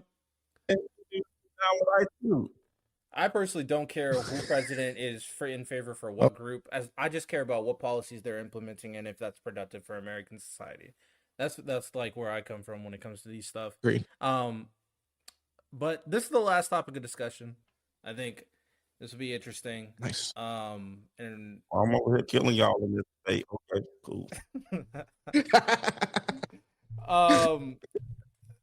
Hey, but as you guys can see, if you guys are listening to the podcast episode, as you can see, like the points I was doing was definitely in contrast to a lot of what Kent was saying, and even in contrast to what James was saying. But like, oh my goodness, we don't all hate each other. It's crazy. You can have an absolute disagreement with everything that was said, but you can't hate each other. You don't have to hate each other. It's possible. It's crazy. It's possible. But all right, last thing in reference to abortion. So what do we think about abortion in America? So for me, I think that it is another one of those hot button issues. I think that a woman should have a right to choose to a certain extent. I think that, so my perspective on this is it shouldn't go as far as like the 9 month or 8 month or 7 month point. I would be interested in having a conversation as to when we think that cutoff should be, if you guys think it should even be on the table at all. But I think that's really where the nuance of this conversation comes, in my opinion. I think it's hard to make a conversation for a woman not to have the right at all. But I'd like to hear either of you guys make that argument if you do have that point of view. Yeah, I mean, me personally, I believe there's like 2 or 3 ways to get an abortion. You got rape. My bad. You got the R word, incest, and I can't think of any more right now, but because at the end of the day, you know what you did. You know if you had unprotected sex. You know what I'm saying? You know what you did. So why are you gonna kill a soul because you know what you did?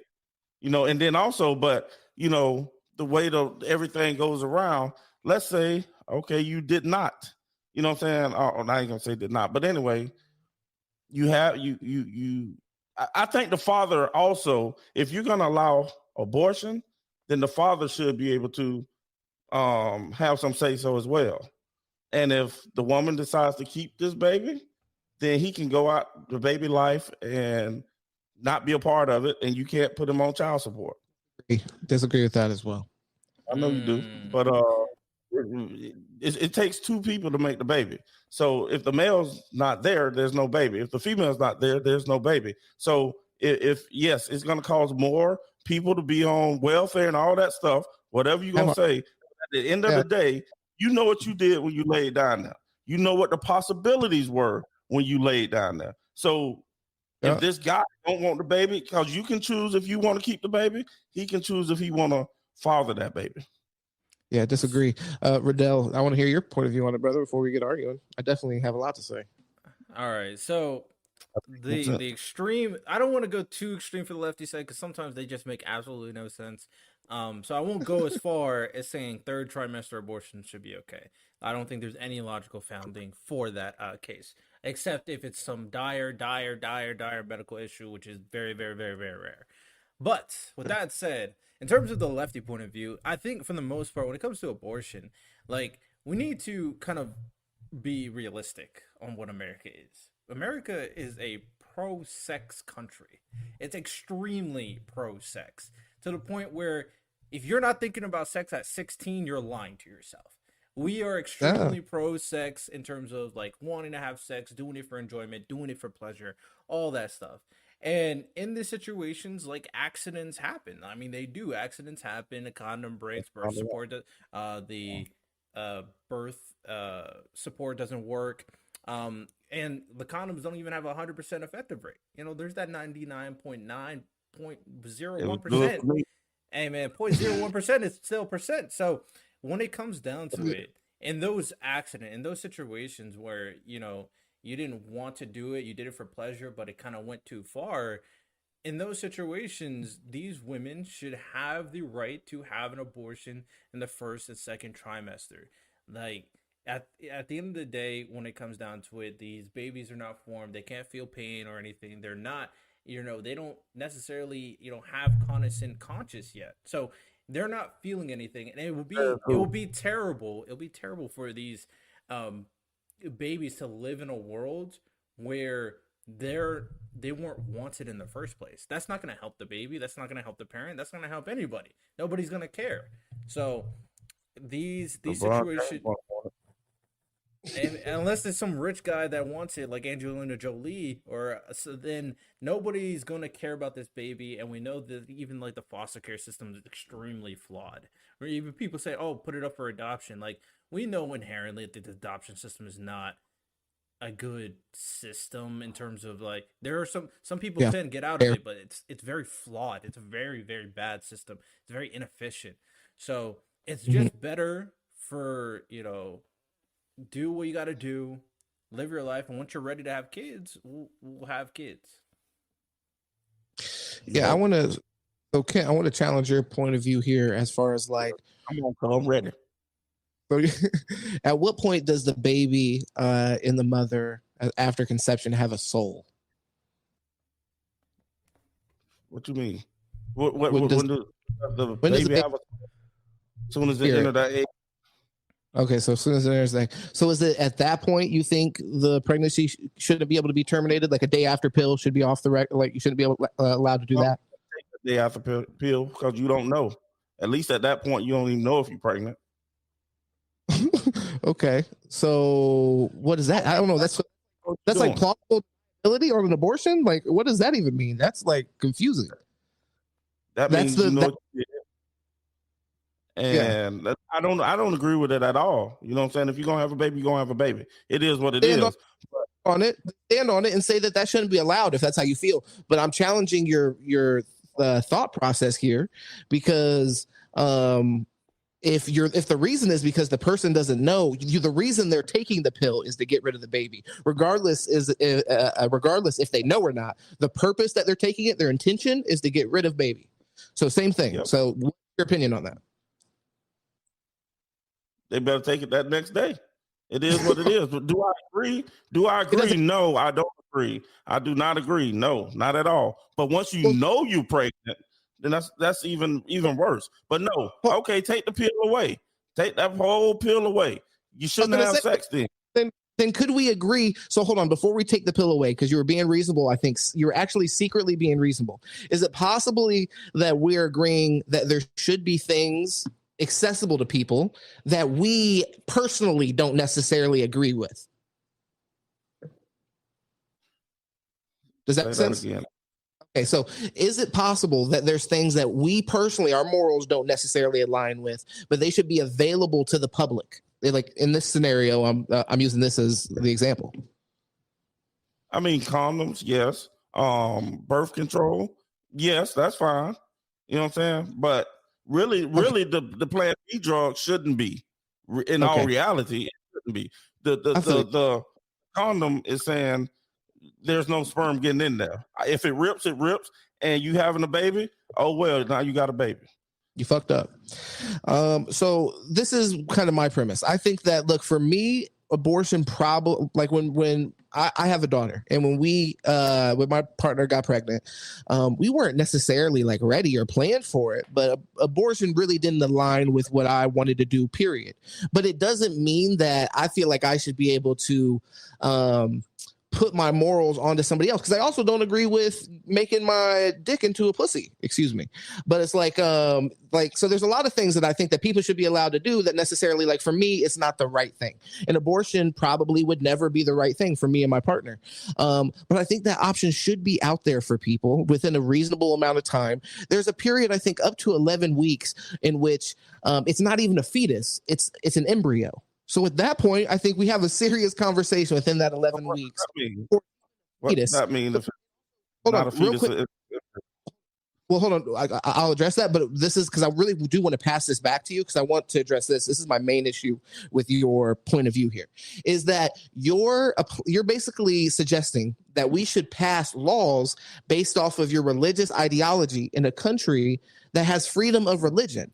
So in a way, you're oppressing those who, that's not like, they're, say somebody that's atheist, that's not even against their religion or whatever, people that make that work within their Christian faith.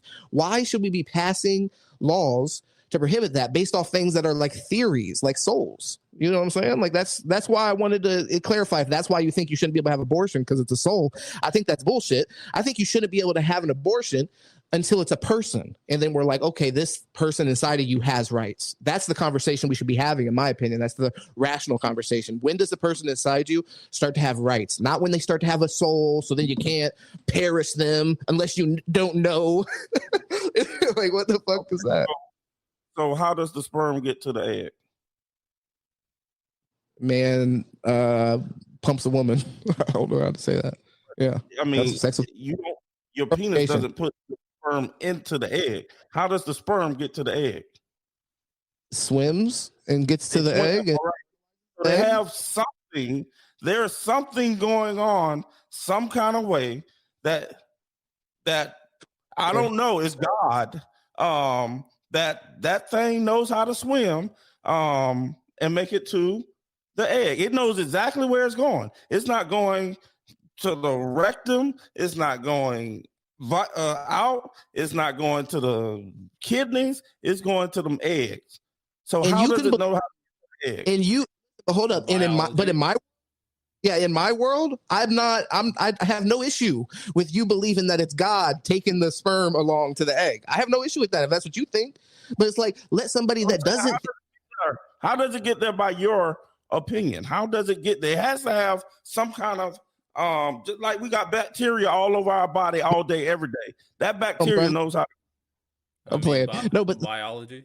I mean, I also think a point when it comes down to it in terms of abortion is like, at the end of the day, it's like you can't force a woman to have a kid, right? You can't force a woman. You can't force to be a father.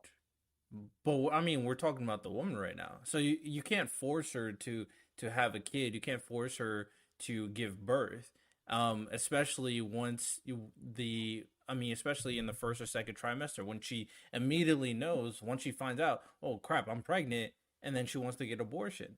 So in those situations, you're not going to strap her down and force a kid to come out of her, because at that point, like, imagine, yeah, take care of it. Imagine a situation where, your 16-year-old daughter went to have sex, because, we know that happens in high school. Let's be honest with ourselves. And she messed up when it came to, or the guy messed up when it came to putting the condom on, and she got pregnant. So are we now she was like, oh, I want an abortion, I don't want to ruin my entire life. I was like, are we now saying, nope, you're having a kid and you're raising the kid, your life is over now? I got a family member who had one at 13. because it was right for the other person. Baby's still here and probably like 10, 15, 10, 12 years old now. That's great. That has nothing. But if you're going to have these abortions, you're going to let that happen, then the father has an option to not be a father. Like, we're in this society, we're just taking men out of the whole equation. Just like that same thing.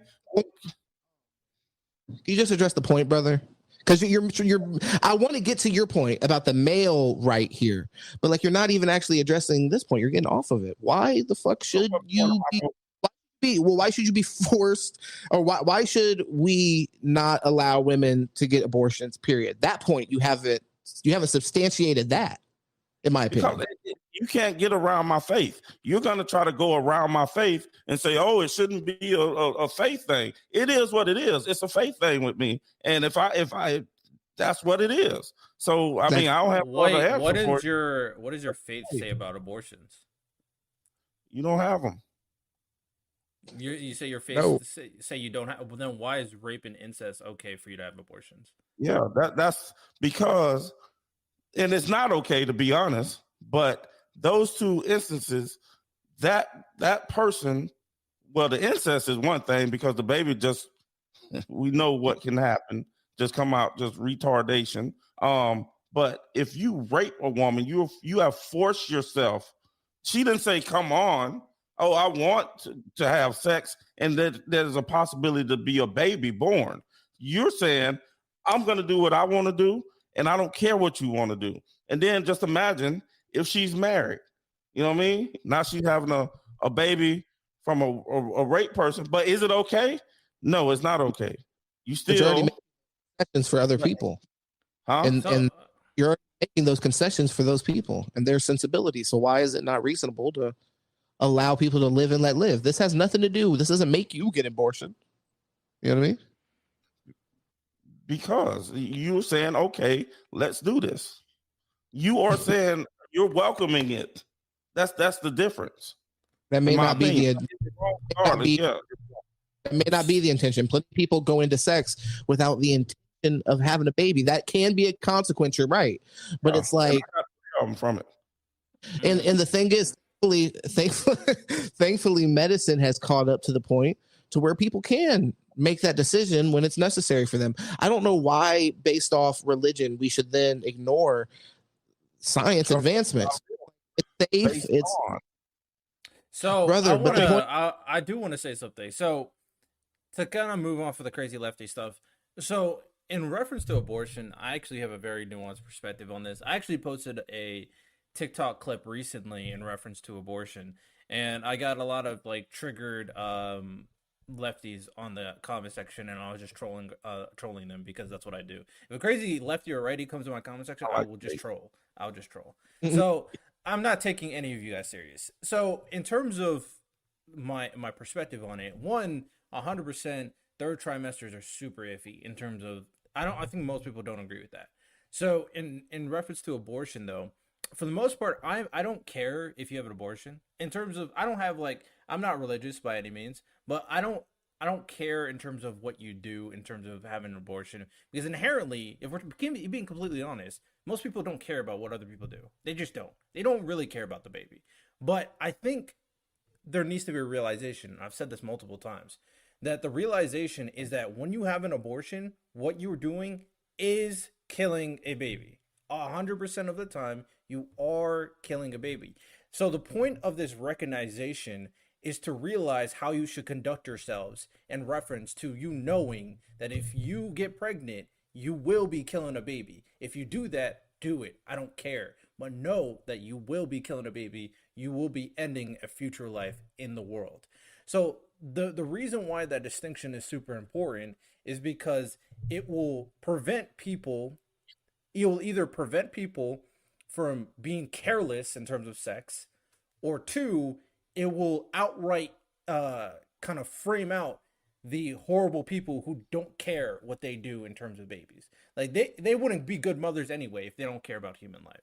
So this is just appropriate in terms of human society to establish these differences and these recognitions, because I think when it comes to like choice or pro-choice individuals, they try to wiggle their way out of the abortion debate by just saying the baby's not a human. And that's not true. The science does not even support your claim that the baby's not a human. The fetus is a human. The claim that a sperm cell is the same as a egg and a sperm being combined and starting an embryo is one of the stupidest arguments I have ever heard, because it makes absolutely no sense. We know that the life is starting, the life will finish, the life will become a human. So I think that is appropriate in terms of distinction. Now, if you want to go into the meta argument and meta philosophical debate on the actual substance of human consciousness and all that stuff, we can have that debate, sure, whatever, if you want to. But the life of the human has started. The life of the human will continue if not impeded. We all know this. We know it's just like if a seed is planted in the ground and photosynthesis starts, it's going to become a tree. We know it's going to be a tree. If you want to stop it from becoming a tree, then go ahead, but it's going to become a tree. So that's my real position in reference to abortion. Well, I have some pushback on your point of view if you want to debate your point of view a little bit before go for it. I love to hear the pushback. So for me, I wouldn't disagree that it is technically a human, but I think to assume that it would reach the age to be able to be birthed, is a stretch to just assume that. There's a lot of things that can happen, especially towards the beginning of a pregnancy. So when we're talking about the first 8 weeks of a pregnancy, there's a very wants to. What was that? God can. I'm sorry. God can kill it. Yeah, I mean, for the most part, when it comes down to medical situations and miscarriages, they do happen. Yeah. And that actually reinforces my argument. Because if someone has a miscarriage, just think about this. If someone has a miscarriage, is a pro-choice person going to go up to the person and say, that's not a baby anyway, you're fine? Imagine if someone who pro-choice went up to someone who had a miscarriage in the early weeks and was like, that wasn't a human anyway. That would be such a crazy thing to say to a person. That would be insane. Well, I think you're talking about we're not talking about it necessarily from a scientific standpoint. We're talking about an emotional attachment that mother had to a fetus or a embryo that they thought was going to be born because they fantasized or whatever. It's all normal. I've had a child. I get it. Once you find out you're pregnant, you're thinking a lot of that shit. So for me, I don't know. I think that there is an argument, and I actually want to pull up exactly what an embryo is. So I think there might be a little hold on real quick. Argument here: an unborn or unhatched offspring in the process of development, in particular a human offspring during the period from approximately the 2nd to the 8th week after fertilization. So that's 8 weeks in. And I think this is a lot of the conversation. And I think initially when we first started talking about this, I said this was, I think this is where the nuance is and where the real conversation is, because, yes, I guess you can have a conversation like what you were saying, Riddell, where you are in theory, you're definitely preventing human life. But I mean, my only argument is like to assume that the human life is 100% going to come to be. I wouldn't attach that to this. I'm not saying human life is going to be. I'm saying that is a human. It's a person. It's 100% a person. That is like my stance in terms of this being a human. Like the unless you want to argue, like we can argue the meta philosophical position of, okay, what makes a human? What makes a person? Is it consciousness? Is it this and that? That's 100% a debate I'm willing to have and go in the nuance of that. But in terms of what science is saying, what biology is saying, that is a person. Well, yeah, so right here, what I'm reading is a human offspring, unborn or unhatched offspring. Right. So to me, once again, I feel like it's something that is not going to be necessarily for me because I'm in a position where I can afford to support a kid or whatever it's not, you know what I mean? But at that point, when we're talking about an unhatched offspring, I don't know that that's not a situation. If you're in support of things like Plan B, which I'm also in support of, I don't care if people have abortions. By the way, I think I said that. And you do, just to make sure. Yeah. I'm not necessarily saying that you are saying that. I'm just making it clear in case I was actually giving you more of an opportunity to provide nuance your take, because I do agree with your premise, but I don't necessarily agree that people shouldn't be able to terminate, because really what we're talking about, when do they become their own individual? And a lot of that does have to do with some form of like consciousness for a lot of people. And, things of that nature. When the heart's developed is a huge conversation, which I think happens around the 11th week, with as far as chambers and actual valves to the heart. Yeah, go ahead. You brought up a great point. I'll let Kent respond after this. You brought up a great point, and I think there's an important distinction that just because it's a person doesn't necessarily mean that the all people. I don't believe that all people in every stage of life are equal. I don't believe that. It's nonsense to me. So in this situation, there's certain humans there are certain people who have more value in terms of life than others. We just know that. If a person is in a coma, they're still living, but the value that they have is very, very, very minimal. It literally takes you to unplug. And so I think, I think it's a person, but I don't think this embryo's value is nowhere close to like a baby that's out of the womb. I think their value is way less. So I think there's different values. I think inherently, I do think it's a person, but the value of that person, I think, is just much lower. So the more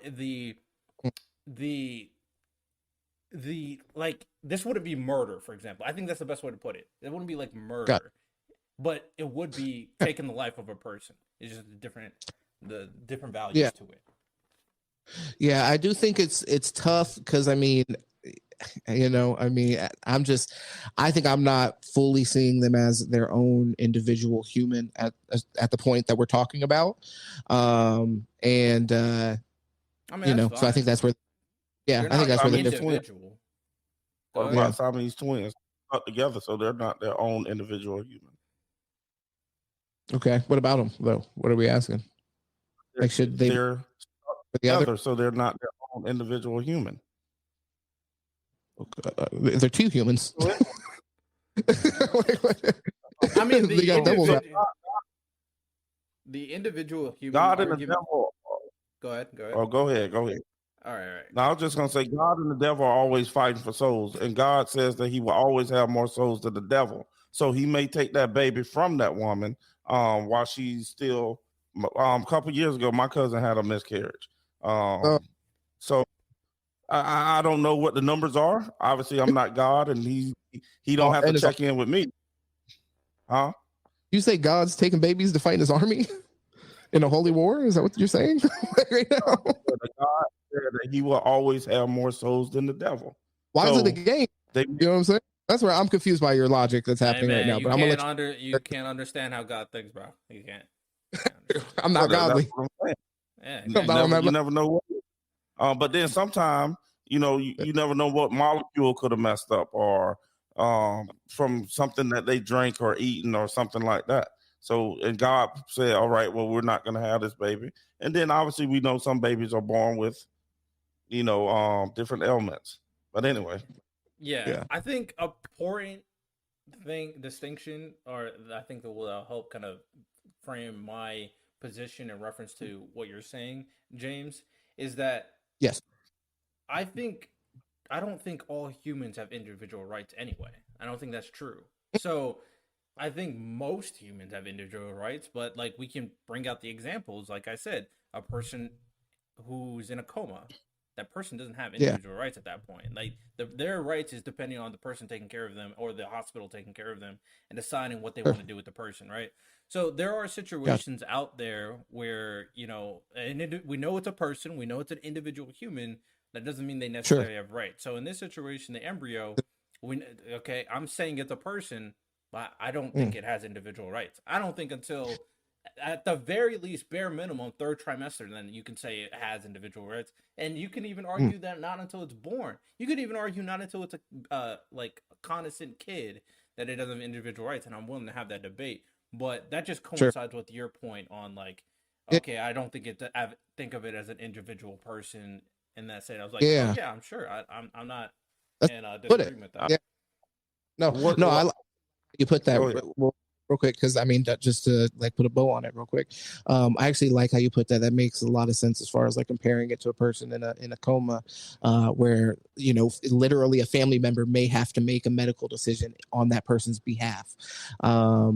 You know, similar kind of situation in this case. So yeah, I mean, I think that's an interesting way to frame it. I haven't thought about it like that. So I mean, I like that perspective. I think we're closer on that than I thought. So Gates, but I want to let you cook. Well, Then. I got a little pushback on that one.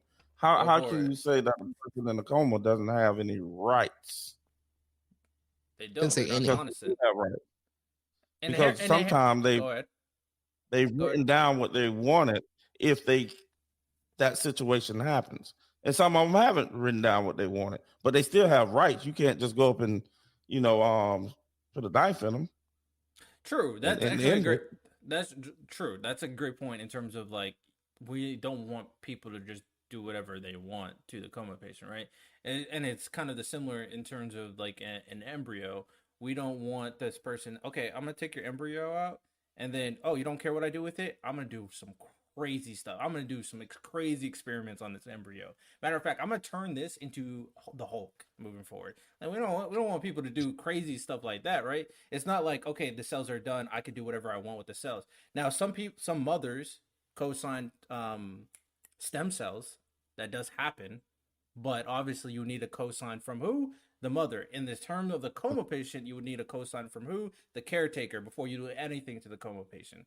So similarly, like there are innate rights to living things, period. Those innate rights will always exist.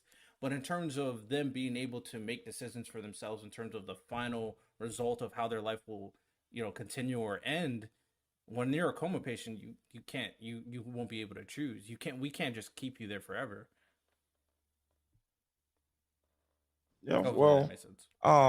like in the field that I work in, happens every once in a while where a person come in and they don't have a DNR, do not resuscitate, and they try to get one super fast as they possibly can, or to figure out what they want to do, because if that person codes, they're gonna always bring them back. They all try to anyway, attempt to bring them back because that person can't talk for themselves. They didn't get a POA or a power of attorney to talk for them. They didn't write it down anywhere what they wanted, so they're gonna always treat that person as if that person wants to be saved. Okay, well, so now we're talking about the legal situation regarding that. I'm talking about more of like my moral standing in reference to the discussion at hand. In terms of the legal backing, then that's fine if you there's a legal situation where you can't do such and such and such and such and such. But when we kind of extend it farther and further apart, just because this person says I don't want to, you know, et cetera, the hospital's not going to keep them there forever. That just won't happen. We know this, especially when they know for a fact this person will never gain consciousness. Well, that Terry Chavo, they held him for years, going between the parents and the husband. Yeah. Hey, some families are different, bro. They will wait until this person dies naturally. Some parents are different. Yeah, you gotta have long money for that. Facts. You definitely have to have cat or GoFundMe the heck out of it. GoFundMe for sure. That was over a decade, I think. Respect. But no, I mean, I just wanted to kind of play devil's advocate. I did understand what you were saying, and I, for the most part, do agree with what you were saying, though. No, that's fine. Because I think the important thing, I think this is the most important message in reference to this conversation, is that when you have these conversations with conflicting viewpoints, you can do one of two things. Either you can help the other person understand your position, or two, you can evolve your position more. Because at the end of the day, people for some reason think that just because they know this one fact, that now they know everything. And that is just not the case. You won't be able to know things unless you actually talk to people. Even research inherently is not good enough, because you need those devil advocate questions. You need those counter questions to really try to evolve. Okay, is this really what I think? Or am I just talking out of my ass right now? So I think most people just be talking out their ass. We know that, especially social media warriors. So, that's why these conversations are important. And that's why I have a Discord that anybody could join. And if you want the smoke, I am willing to have the smoke. Come to my Discord. You want to debate me? I'm here for the debate constantly. I know most people won't debate me anyway, so it is what it is. But I'm ready for that smoke. Well, you mentioned something when we first started connecting about a debate panel, and that might be something you want to do at some point. So yeah, definitely want to do that something in the future. 100% would be. I'm with him. Yeah, if you need a somebody that thinks they're moderate but in their heart is a lefty, call up your boy. I'll be there. You're definitely left center. If I'm being honest, you're 100% left center. You are for sure left center. I feel that way. Left center, and I think Kent is like not extreme right. I think he's right. I think he's like okay, the neutral right. I think he's neutral perfectly right. Perfectly right. I don't think he's far right. I think he realized that some far rights are weirdos. So I think that's yeah, that's a fair take. This was dope. This was fun. Great conversation. Of course, their information, it will be on the website and it will be in the description, of course, in terms of you can check their podcasts out and all that stuff. You can check out their information. Maybe one day I'll come on their podcast, talk about some issues, talk about some sports. And speaking of sports, let me check some scores right now.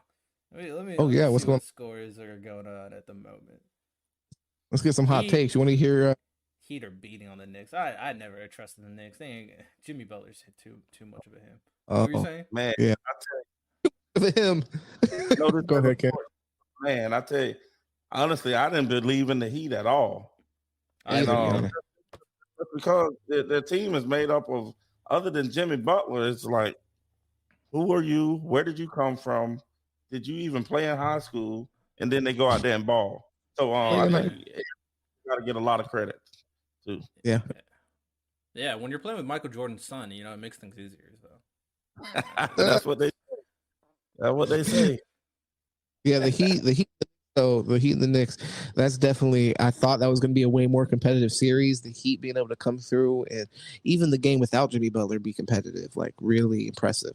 But the Heat, every time they come through, when they had their championship run and they lost in the finals, they were a surprise team at that point. So they've just been consistent. Spoelstra deserves a lot of credit. Pat Riley, deserves a lot of credit. That's just a well-run organization. Jimmy Butler deserves most of the credit, though. He's him. He's absolutely him. Will he beat the Celtics this time around? I don't know. I have no idea. It was hard to say. Or the Celtics. I think it's going to be the finals. Going to be the Celtics and the Lakers. No, I don't want to see that. I'm not going to watch the finals if that happens. I'm not rooting for either team. I don't or the Lakers, but I'm thinking Celtics. If the Sixers go, I'll root for the Sixers or the Heat. If Gates the Heat go, I'm sure for Jimmy Butler. I hate to say it. This is an important part. Just to promote Gates' channel, Gates Open Media. If you are a LeBron hater, that is your home. Go check him out. If you're reasonable, sit politics with your boy. If you're a rational human being, but if you hate LeBron, you just want to see somebody's going to go live whenever LeBron's doing great, whenever LeBron's doing bad, whenever LeBron's on the news. That's Gates Open Media. It's the LeBron channel. I call it when I see a quitter. I call it. You know what I'm saying? Yeah. Hey man, he ain't gonna win the MVP if they do win the championship. Yeah, Anthony Davis will win MVP. I almost want them to win the championship and Anthony Davis get the MVP. Now that'll be funny. That's what needs to happen. And he still might win it because LeBron will just get votes. I'm not a LeBron hater, but I hate his fans, so that's my take in reference. Fair enough. That's fair. I kind of like LeBron. I actually, I think he's a good person. He's a better person than Michael Jordan. Like Michael Jordan's a little dickhead, but LeBron James is actually a good person. I don't know. LeBron be changing narratives, but what I do like about LeBron, real talk, is he has his posse. You know what I'm saying? Now the guys he played ball with in high school, he put them in position, not giving them anything like Kevin Garnett. He actually put them guys in college, or I don't know if they went to college or not. But anyway, he put them guys in position for them to grow and build their own wealth, and then also obviously help him and his team. So that's something you don't see a lot. He takes care of his people. he takes So care that of his was dope. community too. Yeah, like you said. So takes care of his Agree. kids. Like he's a good person. Like I don't agree with a lot of the things he says, but like he's a good person. Yeah. Takes care of his people. Takes care of his community. He's a good role model. You know, so a lot Yeah. of great things. Well, to say about Agreed. LeBron, 100%. Yeah, I'd love to. Let's end it there, brother. LeBron. We all agree he's a great guy, right? Case? He's a great guy, but Steph is him, so I'm rooting for Steph. yeah, Oh. that's my club. Me too. But I think the Yeah. Lakers. It's all rigged anyway. The Lakers gonna win it. Hopefully Yeah, not. here he goes. So hopefully not. All right, so that is all we got for today. Hope you guys enjoyed today's episode. Of course, y'all have a good one. Rate it 5 stars on Apple Podcasts and Spotify. Take care and peace.